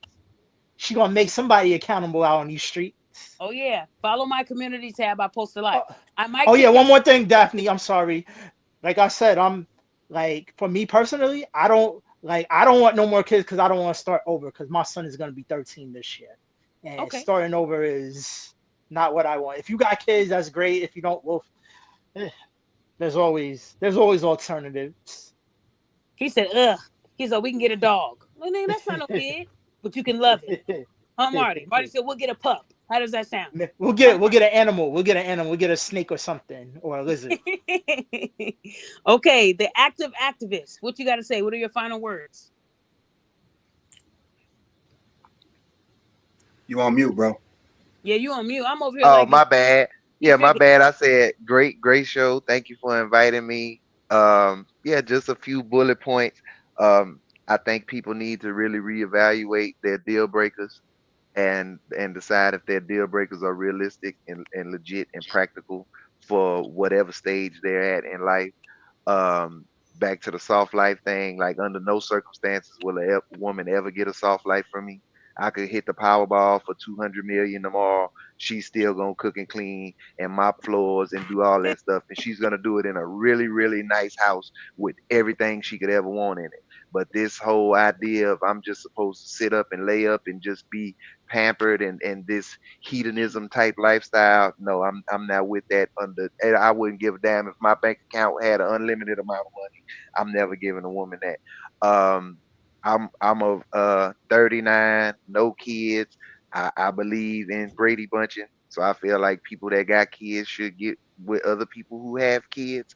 I still want kids, and that's been one of the main things in my life. Like trying to date age appropriately. It's a lot of women who have kids already, and you expect me to come be a stepfather to yours, and you're not going to give me any, and that's not working. That's definitely 100% deal breaker. But then I'm still nice looking, and I have the option to date younger women who don't have kids. So yeah, but yeah, it's a lot of stuff we got to figure it out. I love you. I appreciate you. I'm liking and sharing posts every day. I got to stay in the comments because yeah, you are one of the best things we could have on social Thank media. you. Thank you, man. That means a lot. That really does. Champ, what you got to say? Thank you for having me on this chat. I mean, I've been listening to you for the last 3 years, and thank goodness we have a woman that's speaking out, for both sides, especially for Black men who have gone through what I've been going through when it comes to women in the past and everything else. For me, I'm just hoping for the right person and everything else. And if it happens, good and everything else. If it doesn't, I don't care what race or color she is. If she's a ride or dyer, and everything else, which I need, cool. We got to split 50-50, by the way, too, and everything else. That's all I want is a ride or dyer, a woman who can trust me, that I can trust, and everything else. If we go through some hard times, we can get out of the situation. That's what I need. I need a 50-50 ride or die woman and everything else who can believe in me and that I can believe in her and everything else. We need trust in one another. I heard that. Okay. Jay, go ahead, sir. Yeah, first of all, appreciate you having me on. It's been dope and fun. There's been a lot of things said, but I think with everything, it just comes down to the scarcity of either a good man or a good woman. And preferably, like, the scarcity of a good woman is crazy. Like, that term, what is it, hopeflation, is crazy. When they say you have to pay 10 times as much to get the kind of woman your grandfather got and your grandmother. And I think it's insane the way things are. Dating is hell. And, a lot of people have it easier than others when it comes to attracting women. But I think we just need to do a better job of just knowing what we want and not really, I guess depending on your age, not really getting into situationships with people that could just be a temporary situation. Kind of just weeding out the thoughts and the bad people and then the girls that are not good for you, and then just kind of putting them in the categories of who's good for long term. And I think that's the problem that I think us as men have, especially ones that are just, confident, and not for nothing that women come kind of easy. We get kind of confused in the fact that since women come easy, the right one will come easier, and it just doesn't happen that way. You find yourself kind of mixed up with a lot of hoes and such, and it doesn't always work out. So again, as a man, I feel like I've been in that situation before, having needs and stuff like that. But again, 90 days. Yeah, 90 days, man. 90 days to figure out if she's the one. If not, just keep it moving. And again, like you said, there is you can meet good chicks at a Target, at a Publix, at a supermarket. You don't got to meet them online. The dating apps is flooded with nastiness. You just got to go back to the old school because Yep. Go to church. That's just how it is. But I appreciate you, Daphne. I love what you be doing. Jay, go to church. You might meet Gretel playing the organ. She'll love Hell you. no. Yo, real quick. Gretel? Church is a hoe's final form. Look, you better stop. They're gonna kick me off this panel. You talking about church is the whole spot. Okay, Quadjo, talk to us, dude. I know you got something inspirational to say. Go ahead, sir. Thank you. I would say if I don't got much to tell the brothers here, because fellas, we already know what's up. If it's a lady listening, Tasha's listening. I was gonna say Sister Tasha's here. If there's other women listening to the stream, I would say be careful. and be mindful to judge your men based on the man himself, independent of his economic status, which is impermanent and is sometimes completely incidental to his character, right? You shouldn't judge who you lay with, who you produce children with, and who you want to arrange the entirety of your life with over, flighty economic structures, especially in late stage capitalism, where the last gentleman, he spoke about hoflation. All of that is like super structural in nature and is real. Am I allowed to do self plugs here? To do what? Self plugs. What is that? For my work, to talk about my work. Yeah, do you? Go ahead, Okay. sir. So I'm the chairman of a Black male wellness and justice advocacy organization called the Black Male Journal. I write articles, essays, I draft reports based on Black male wellness and justice advocacy. It's research based, it's data driven. It's in support of Black males all across the diaspora. So if that is, Jamaican brothers, I'm a Haitian myself, brothers in the United States here. I'm a dialectical materialist and a scientific socialist. So there's a lot of brothers in the men's rights advocacy manosphere who are kind of like conservative leaning, kind of Donald Trumpy.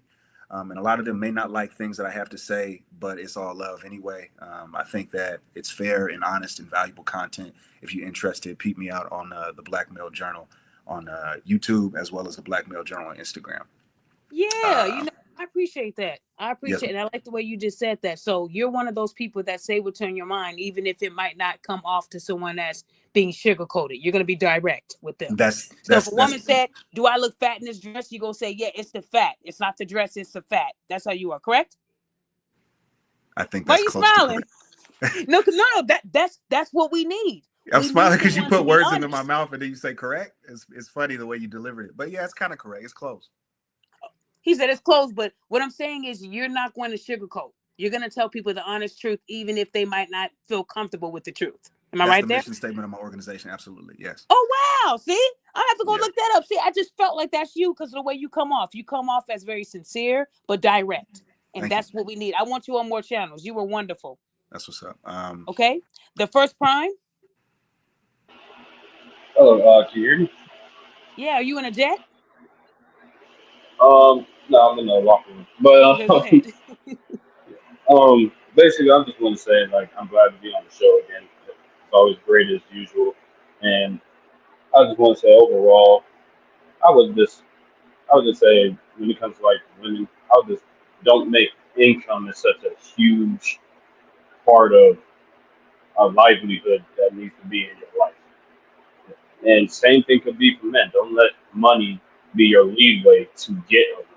You got to build up your character, and you got to understand where you want to go in life. You won't be able to do everything, but you should at least be able to build yourself to try to be you at the end of the day. And other than that, I just want to do a shout out to Daphne's website because I think everybody should get a shirt. She makes amazing shirts. I'm still happy Thank with that you. Father's Day shirt that she gave my dad. He still is in love with that shirt. Thank you. Thank you for allowing me to make that shirt for your dad. I love making people feel good, man. It makes me happy when I can make people smile. So thank you to First Prime for purchasing my shirts. Right now my page is under maintenance because I'm changing for the new holidays coming up. Like the green collection. So bear with me, guys, while I add new stuff to my collection, and then I'll get you guys the website. Miss That's Tasha, talk to awesome. us. Oh, I'm here. So obviously, Daphne, thank you for having us. All of you guys have been honest, respectful. It's been an eye opener. I appreciate all the things that you guys have said. Um, I took it to heart, how I can be a better person and how I can influence the people around me to be better women. Um, and I'm going to continue to work on myself, regardless of standards or preference. I know that all the things that you guys have suggested and talked about, it will be in the back of my mind when I go back into the dating scene. So I appreciate that. And shout out to me for being the only woman rocking on here because Yeah, you did holding, that.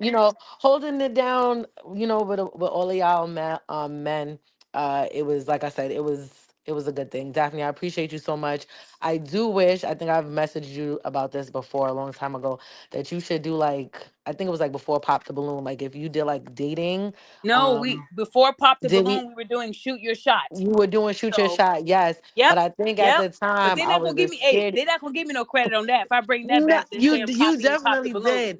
You definitely did. I got 2022 posts from Shoot Yes, Your I Shot remember. before Pop the Balloon, but I it's cool. remember. No, I remember because I at the time I wasn't in a position to put myself out there, but I definitely think that if you did bring it back, a lot of us would be interested in doing it. But Okay. You again, know what? I take a poll. Right now, yes, every time I put a poll up, I get about maybe 3,000 people that vote. So if anybody has been on my Instagram, shout out to those who support me, the Queen of Accountability on Instagram. My page it's been growing and growing, and I'm thankful. Like I said, I'm nothing without my supporters. And when these black men give me credit, women hear it and they say, "Oh, she's a pick me." Now, Tasha, there were a lot of women in these comments. Miracle, and we had Shonda, who came on for a brief second. She tried to get back on, but I think her phone had issues. But there are a lot of women in the comments that were, shedding light. They just didn't want to come up. A lot of people oh are yeah. just not. A lot of people are just not confident to get up there like these men and speak on things that they're doing wrong. But To be I honest would. with you, I feel like you have to just take that chance because I deal with anxiety, and this was actually a very welcoming and very eye-opening platform. And I Right. think that everyone, you guys were very welcoming and very accommodating and very respectful. So I think that you guys laid that foundation for me to be comfortable and for me to not feel like you guys were gonna attack me.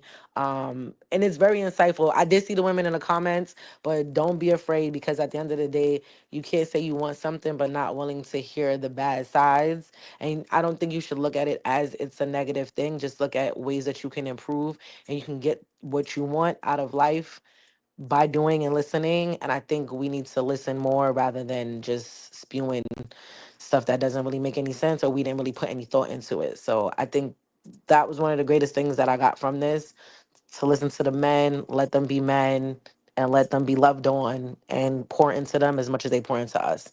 So appreciate all of y'all for holding it down. Yeah, and I'm glad the men were honest about what they look for. I think what they were asking for is not it's not a lot at all. I think all these men on the panel today, even the ones that didn't um stay on that long, shout out to SD, the whole phase expert on Instagram. He has very great knowledge. And a lot of these men travel in the same circles. So I think the problem with society today is that women want everything to be soft and gentle. But in order for us to grow, we need our grandmother's tone. Y'all remember back in the day, if you wore something crazy, she'd say, "Heifer, go back in there and change." Our grandmothers never sugarcoated anything. They'll pop you in public. They weren't scared to tell us you look like a wench, whatever it was that your grandmother might have said, but they were honest. That's why people said we need to bring back shame. There are a lot of women out there that are not happy with themselves and they go and lay on a table. So it's hard for a man to make that woman happy if she wasn't even happy with the paintbrush. I mean, happy with the finished results that God made for her. So it's going to be hard for a man to make her happy if she's not happy herself. And I think a lot of these women look up to these celebrities who are acting like they're in the gym when we know they went to go see Dr. Miami. You guys have to start vetting these people online too. They are not being honest. And I think a lot of women live in these Real Housewife of Atlanta mentalities. And that's why they're never going to have a man. They want to be like the Portias and all these women who are not doing well in real life, ladies. These shows are not real. They're to get you to watch it every week, but it's not real. You guys need to start doing some real soul searching in your household. You're never going to live like these women in Beverly Hills. You can't even go shopping. You ain't got no money. So y'all got to stop trying to be these people online and stop faking that you're not doing well and just admit you're not doing well and work on yourself. A lot of women that I talk to, they can't afford a therapist. They can't afford to pay a lot of money for people to tell them they need help. I'm willing to help a lot of women. And truth be told, right now I have more female clients than I do male. I'm really happy with that because a lot of women are acknowledging, you know what? I am messed up, but you still have a lot of women who are not happy. And the shows that I'm thinking of doing this week, and tell me how you guys feel on the panel, because I would like all you guys to come back. I'm going to do a show on virginity. I know I said I was going to do this before, but it's important. I took a poll last year on when people lost their virginity, and the answers, it had a lot of people in tears when they saw 7, 8, 9, and the ages were just out of control. And I want to talk about it because I think it's an episode for us to also make the kid, if you guys have kids, make them aware of what they need to be looking for. Because a lot of the people that lost their virginity said it came from a babysitter or a person that was a neighbor that checked on them. And a lot of you guys need to understand that this is real. A lot of our boys were violated, but we don't talk about it. So that's a show that I'm going to push out this week. And I'm also going to do a versus with somebody this week. I'm not going to tell you guys who it is, but I'm going to get that in the works. I'm hoping that we can do more on my channel. Again, YouTube is not my lane, but I try my best. But to anyone that was listening to this show today, I hope you guys learned a lot from these intellectual people that were on this panel. They gave you guys gems. They told you what people look for, what's realistic. I know a lot of women don't even cook anymore, but they know how to order from DoorDash and Grubhub. They know that. But we need to get back to cooking home cooked meals. A lot of this food that y'all feeding your kids and yourselves, it is not healthy. It's killing us. Again, I'm losing a lot of people to cancer. There's something out there. I can't tell you what it is, but I'm assuming it's in a lot of the stuff we consume, food and things like that. So I'm hoping that we start to acknowledge that we all need to do better. Who is this on trying to get on? Oh, Tasha. She got kicked off. Sorry, y'all. But this was a really good show. A lot of you guys are on the panel for the first time. I never saw half of you guys, but I want to say thank you for giving me your time. I do the best that I can for people. I do a lot of stuff behind the scenes because I don't want the credit. But I want you guys to know that there is hope. There are a lot of wonderful women that I talk to that are working on themselves. And when they're done working on themselves, they're going to be a great wife to anybody. So if you guys have these realistic expectations, you won't be disappointed. But understand that some of your expectations might be too much and you might never find it. So understand that we don't get perfection. When I met my husband, you know, he just got out of college. I had a great job. There's no way in hell we were going 50-50. It wouldn't have been possible. So, and I didn't mind working while he worked on finding a great career for himself. And now my husband is a chief engineer running one of the top news stations in the nation. My husband is the youngest chief engineer, and he's a Black man doing it. So what I'm saying is his starting point wasn't engineering. That's his destination right now. That's where he's at. And I thank God for him. This man knows over 100 celebrities. Him and Leon are good friends. What I'm saying is you ladies have to be patient with these men. And if you're a good woman, they will find their purpose. And then you're going to see that you'll see the shift and the growth and what they're doing. But a lot of women don't want to be patient with these men. You want a man to already be making 6 figures. And unless they were born with a silver spoon, that's not going to happen. You have to understand that a man might have to do a little bit of building. Even when it comes to building a house, you don't build it on day one. It takes some time to build that house. You got to take your time and make sure every brick is layered properly in order for it to be a stable foundation. So ladies, understand that that's how it is in relationships. If you're not willing to build, if you're not willing to be patient, if you see that there's effort, that's all it should take. And if you really love the person, you wouldn't care that they're not making 6 figures right off the bat. So what I'm saying, ladies, is it's okay if a man isn't making 6 figures on day one. But if you're going to keep requiring that, you're not going to find it. Like SD said, 85% of men don't make that. They don't. And it took my husband almost 10 years to get to that pay scale. And I never judged my husband. I knew he would get there, and he got there. See, there was no rush. He got there, and now he's killing it. So I want you guys to know that that when you are patient and you're building, the results, you'll be amazed. I just hope that a lot of women see that there are good men out there. And men, I hope you understand there's a lot of wonderful women out there. Not every woman wants what's in your pocket. There's a lot of women looking for a man that's just going to be able to provide comfort and support and make them feel valued in the relationship. They don't want anything else. What they want isn't on Amazon. It isn't at K Jewelers. So there are a lot of women. So maybe I should bring back, the dating. But see, the difference between Pop the Balloon and what I'm doing, they're just bringing all these crazy killers on the show. They don't care what your background is. I don't want to do a show if I know you're fucked up. That isn't fair. I don't want nothing on my name. Oh, yeah, she hooked him up and then he did that or she did that. Nope. So before I do a dating show, I'm going to vet everyone who's doing it to make sure that you're in the position to even be doing this. If you know you got unpaid child support and they're looking for you, I don't want you on my show. So again, you got to come at least decent. Don't play with me. So I don't mind doing that for you guys. If y'all do y'all want me to bring back Shoot Your Shot, or do y'all think that, you know, right now might not be the time? Anybody on the panel, you think that'd be good to bring that back or no? Would you guys be interested in that? Sure, why not?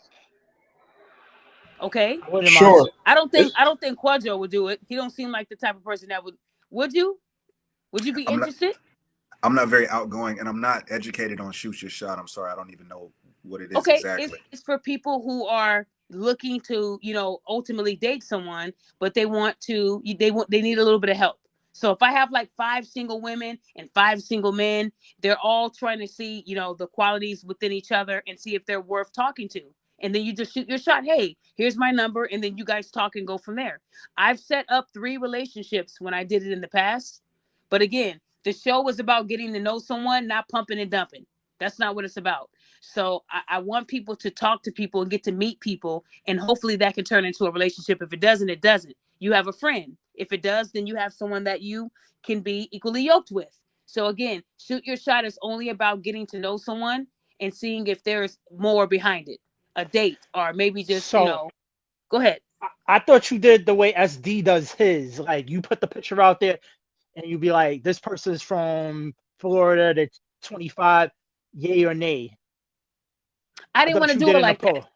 I used I to know do it like that, SD but you know what? That yeah. hurts people's feelings doing it that way, because everybody's voting, and some of those people are not even single. They're married people voting and relationship voting. So I like it to be exclusive to just singles. That's the difference. Because anyone can vote and say that they're ugly. Well, you shouldn't even be voting if you're in a relationship, right? So that And then, kind of it's yeah. hard to determine. It's hard to determine who's voting from a single perspective and someone that's in a relationship. Does that make sense? Yeah, because you don't know who's genuine about it and who's not. Because you can see the list of who voted yay or who voted nay, and you look at the page and you're like, oh, hold up, they're married? Why are they even on this? Correct. So if I bring it back, it would only be singles. And I wouldn't mind doing that again. So I'll take a poll. But for this week, I'm thinking of doing the virginity episode. If you guys did not answer the poll, please answer the poll that I put up. And tell me. Like I said, this is important that we talk about it. This is another topic that no one wants to cover. And I think it's important. You know, I talk to people every day, and some of these numbers are alarming. But a lot of you parents think that the babysitters are trustworthy, and they're not. A lot of your sons lost their virginity to the babysitter, and y'all didn't even know. So again, are y'all really checking on your kids? Do you really know what's going on? And recently, there's been a lot of teachers that are molesting these male students, but nobody talks about that either. So there's a lot that we're going to do on this channel, but we're also going to have a lot of fun. So again, I think what I would do before the virginity episode, I might do the verses on Wednesday and then do the virginity episode on Sunday. So again, I will do my best to put these shows out in advance, because people, they tell me every day that I am very, very, very inconsistent with putting out the shows with adequate time. So when I do them at the spur of the moment, and people say they're not prepared. They didn't know. And I'm sorry, guys. Sometimes it be like that. I just got to throw it out there. So, yep, I'll bring it back. Okay, guys, a lot of y'all saying it. Okay, I'll put some stuff in the works and we'll talk about it. But other than that, I hope this show was enlightening for a lot of y'all. A lot of y'all need to listen to this. We have women every day and men every day telling us why they're single, but there's things that I feel like they're leaving out. So again, if you guys know that you're crazy, please don't get in these relationships. If you know that you're jealous and you haven't healed, and when you see their phone light up, you immediately think it's Papa John's and it's really a woman, then you're not healed. You need to heal. I had a woman that told me whenever his phone lights up, who is that? No man wants to deal with that. I'm not like the other guy. Guys are not going to stick around with you ladies if you're bringing those traumas. You know, it's not going to work. And then ladies, at the same time, you got to vet these men. I've had women tell me that these men were Casanova. And then when I ran them, they have a warrant right now for child doing stuff with kids. See, so again, you got to vet these people. You got to vet them on both ends. I also vet for women too. I want to make sure our women are protected. You do got a lot of crazies out here, but it goes both ways. Like I said, that guy who didn't know that woman had that criminal record longer than that weave, it was long. I don't see too many women with like 20 plus charges. I don't see that. I don't. But some of these women are just as crazy. So again, if you're gonna call a male a narcissist, call a women one too. You know. So again, I hope that you guys learned a lot from today. And again, this was a really good show, and I appreciate the newbies that came on here. Without you guys, the Celebrity Podcast is nothing. So I just wanted to say, like my friend Angie said, y'all, we only got one life. Some of y'all are wasting really great years being evil, being bitter, judging people, being jealous. It's our own race. We have to really fix this in this community. And we can't be scared to hold another Black person accountable. That doesn't make you a Black Karen because you're holding a Black woman accountable. Like I said, when I held that woman accountable for dancing on the top of those disabled people's head, the amount of women calling me a snitch bitch and telling me I'm going to be in the dirt, this is coming from Black women. They do not like when I get other Black women in trouble, no matter how heinous the crime is. They don't care about the crime. They only care about me holding a Black woman accountable. And you had people doubting me until I hit them with the news story. Then they shut the hell up. See? So I want you guys to know that if you are a Black woman holding other Black women accountable, it's going to come with a lot of hate, a lot of jealousy, a lot of it. When I say a lot, a lot. So understand that if you're not built for it, don't do it. Just stay quiet like you've been quiet. Me, I'm not one to stay quiet. I'm going to call it out, and I'm going to keep calling it out to protect everybody. If I didn't call out half the behaviors of these women, there would be some men right now in prison. If anybody remembers one of the biggest cases that I worked, other than the Brick case and the Atlanta case, there was a woman who lied about being sexually assaulted by a man in Florida. And she was able to get all this money making up this story. And I didn't believe the story. And the amount of women threatening to kill me because I didn't believe this woman's story because she said she was sexually assaulted. Well, I was right. And it turned out that she lied. She lied and made up the whole story. When they went to her mama's house, she said, well, she always lies like that. The mom was so immune to it. And when I held the mom accountable and called her a piece of shit for her mother, she said she was going to sue me. But that body cam had my back. So again, it starts with the mother. If the mother, somebody's typing. Can you mute? Whoever's typing, can you mute? I'm sorry. It starts with their mothers. So again, she didn't raise her right, and that's why she's lying about something so serious. But she could have gotten someone killed. So at the end of the day, I'm going to keep going hard for Black men because for years, they have been forgotten about. Nobody talks about them unless it's their deadbeat dads. And we just heard that Jay got full custody of his kids. That is rare.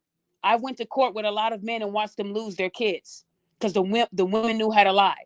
And now I've been able to master how to get a judge to understand that you love your kids, you just don't love her. Because women know how to lie in court. They're really, really good at it. So a lot of the people I help outside of social media, I don't charge them for free advice. So I want you guys to understand that if you want to be in a relationship with someone that's going to love you, love yourself first. It starts with you. And don't get mad if a man is not interested because you don't meet his requirements. Move on, because you might have requirements that they're not meeting either, right? And you're going to move on. So again, all of these people are entitled to their own opinion. And I hope y'all got that tonight. So other than that, hey, anybody else have anything to say before I wrap up, Tasha? I want to say thank you because you weren't scared. Now, I know when we get off the show, they're going to say, my phone didn't work. My internet wasn't working. I don't care. Tasha had enough guts to get on here where it was majority men. So, Tasha, thank you. Thank you for not. I thought I was going to have to cuss you out because I saw how they was talking to you on the chat. And I mean, on Instagram, and you weren't backing down. Those men were really trying to tear you apart. And I said, okay, I do the show as long as I said, okay, she's going to be aggressive. This is going to be good. The guy's going to get her. And I prejudged you and I was wrong. I'm sorry about that because I thought you was going to come with the thunder. I was ready. And the person I was talking about that be lying about traveling, if you're not going to do a one-on-one with me, don't inbox me after this show because I don't like when women talk all that tough talk on Instagram. Then you give them the StreamYard link and they cower it out. I don't appreciate women that do that. So if you keep messing with me, I'll post a video and I'll make it a tribute to you. And I will show people how you didn't really go to these places. And then you will lose some of those 2 million followers. So when I tell people to leave me alone, just leave me alone. Because y'all know I don't play, So again, that is the warning. Anybody have anything else to say before I wrap up? Marty? Oh, go ahead, sir. I just wanted to say I'm about to step into another meeting. I thank you. I've been a real big fan of yours for a little while, and I'm grateful to have you, and I'm grateful to be here with y'all and to talk. So thank you for inviting me. And I want to just make sure I'm right. The Black Male Journal is your Instagram and YouTube name, correct? Yes, ma'am. The Black Male Journal. Let me go ahead and promote that comment you made. Guys, make sure you follow this brother. Anybody else's handles, if you want people following you, go ahead and shout it out. On this channel, you can shout out your businesses. I support everything. Like I said, I'm not about making money. I want everybody to make it. So please support the Black Male Journal. This man is very intellectual. I love his mindset. Really, really good guy. You said you're Haitian? Yeah, I'm second Okay, generation. I knew it because I mean you came on here with the thunder. You said I'm not playing today with these people. No, Never. but I love that second set of requirements that you threw out there because I've never heard that before. So if you can send that to me in the inbox, I want to post that because I think Okay. that's important. What you're looking for. Most people say big breasts, big lips, nice body. But you said no. I got a second set if they get past this. I said, oh no, he ain't playing. He ain't playing. So I appreciate that. Okay. Yes, ma'am. Okay. So you have a great meeting. Okay. All right, peace. Okay, peace. Marty, your profile picture, man, I ain't seen nobody smile that much since the Smile movie. Man, you were smiling hard, sir, in that picture. Hey, that's what happens. That's what happens when you when a girl cuts you off and they still have their belongings in your house. So I just put the hat on and just smiled. Wait, you got some belongings in your house that belong to another person? They left it here and then we Yes, just sir. got in. That's and theft. No, we don't do That's that. not- That's theft. I'm just playing. Look, you was getting nervous too. Look, he's about to go on video, huh? Hold on, I was Now, like, let me get the hell off this panel. Look. but nah, You that's still got why it. I was Burn just it. like, hey, I'm You got just some- smiling. Do you have some lighter fluid? Not Hey, yet. you know what to do. Have you seen Waiting to Exhale? Not in a long time. Okay, so you remember what the lighter fluid was for, right, sir? Yes. Okay, do what you do. Okay, do what you do. Recreate it. Don't do that. I'm just playing. Jay, I commend you on having. But thank custody you, of the by children. the way. I'm sorry. Thank you're you good, having Marty. me. You're good, Marty. No problem. Look, I want to see you guys on the next show. I'm about to wrap up, but guys, and shout out to Kwame. Kwame is a wonderful, wonderful person. He came to me last year. I gave him some homework. He did it. The man is doing wonderful. A CEO of his company.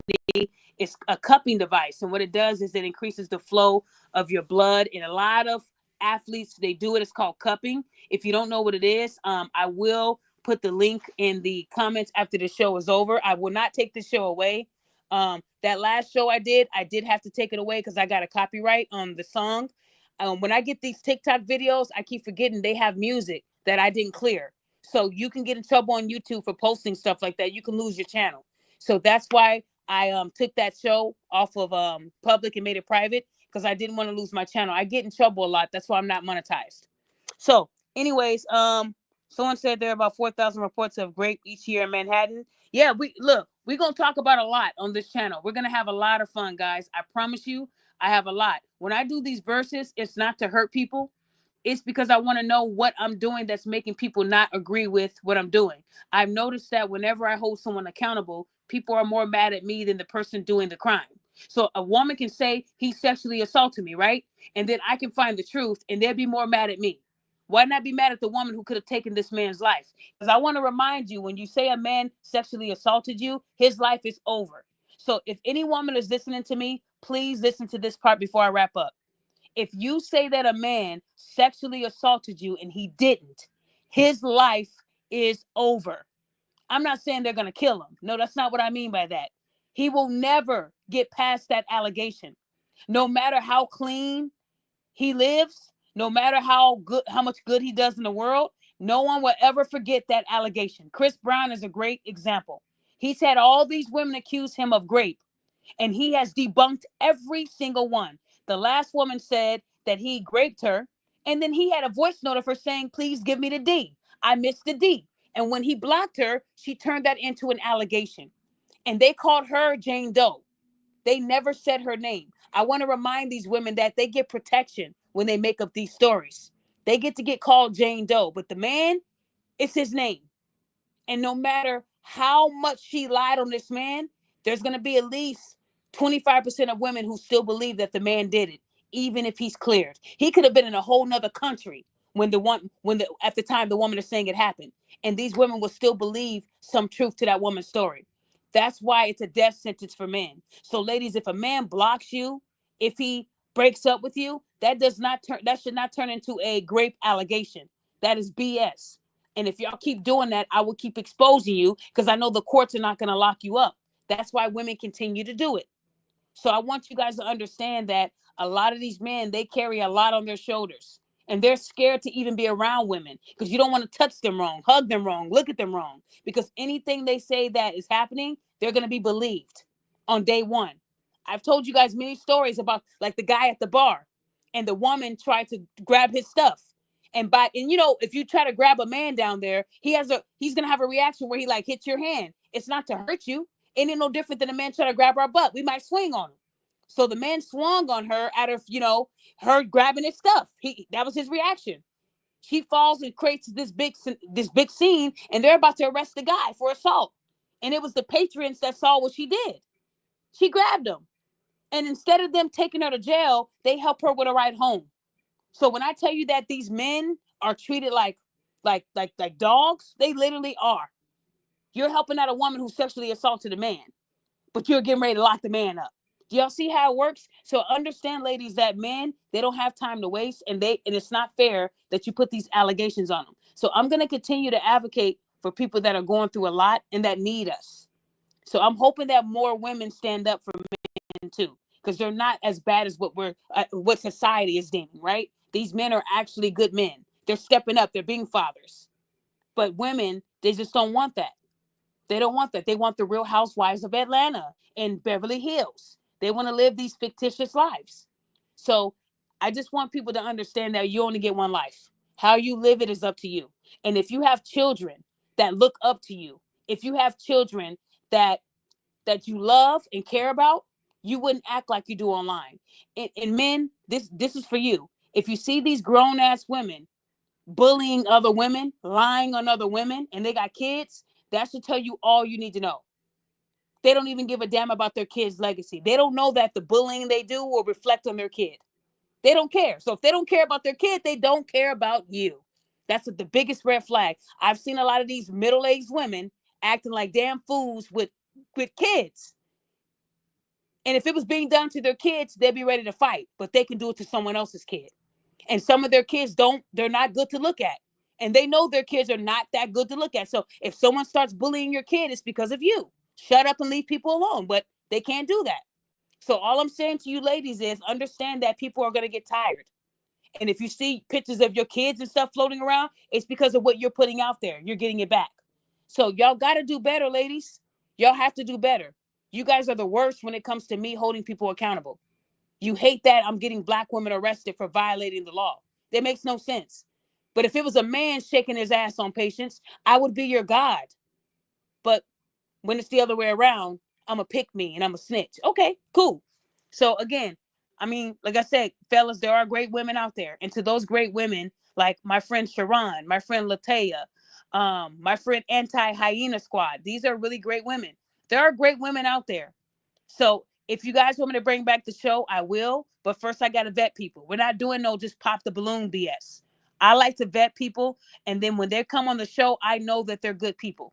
I'm not going to have no criminals. I'm not going to have no killers. I'm not going to have no crazy people with 5 daddies. If I know that if you're not, good enough for this, I'm going to tell you not to do it.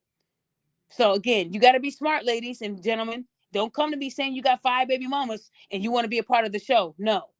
See, this ain't Pop the Balloon where we don't give a damn. I care. Okay? So somebody said, I love you, Daphne. Oh, I love you too. Thank you, guys. I appreciate that. So, guys, with that being said, I'm about to close out because I do have a husband that needs his wife. Because God said, when the husband say it's time, it is time. So I'm going to go ahead and end it with my outro. And I hope you guys all have a blessed rest of your night. Thank you to those on Facebook and Twitter. It says I have 938 people right now listening in across all my socials. One day we're going to have bigger numbers than this. Okay. So guys, stay blessed. And I will see you on the next episode, which will be a versus. Okay. Have a good night, you guys. Have a good. Experience the fusion of deep suction and therapeutic heat, leaving you feeling restored. Discover a new level of vitality, empowering you to thrive. TheraVolt Cupping. Restore, empower, revitalize. Now available at SoothHub.com. Save up to 40% using my discount code Daphne at checkout. SoothHub.com.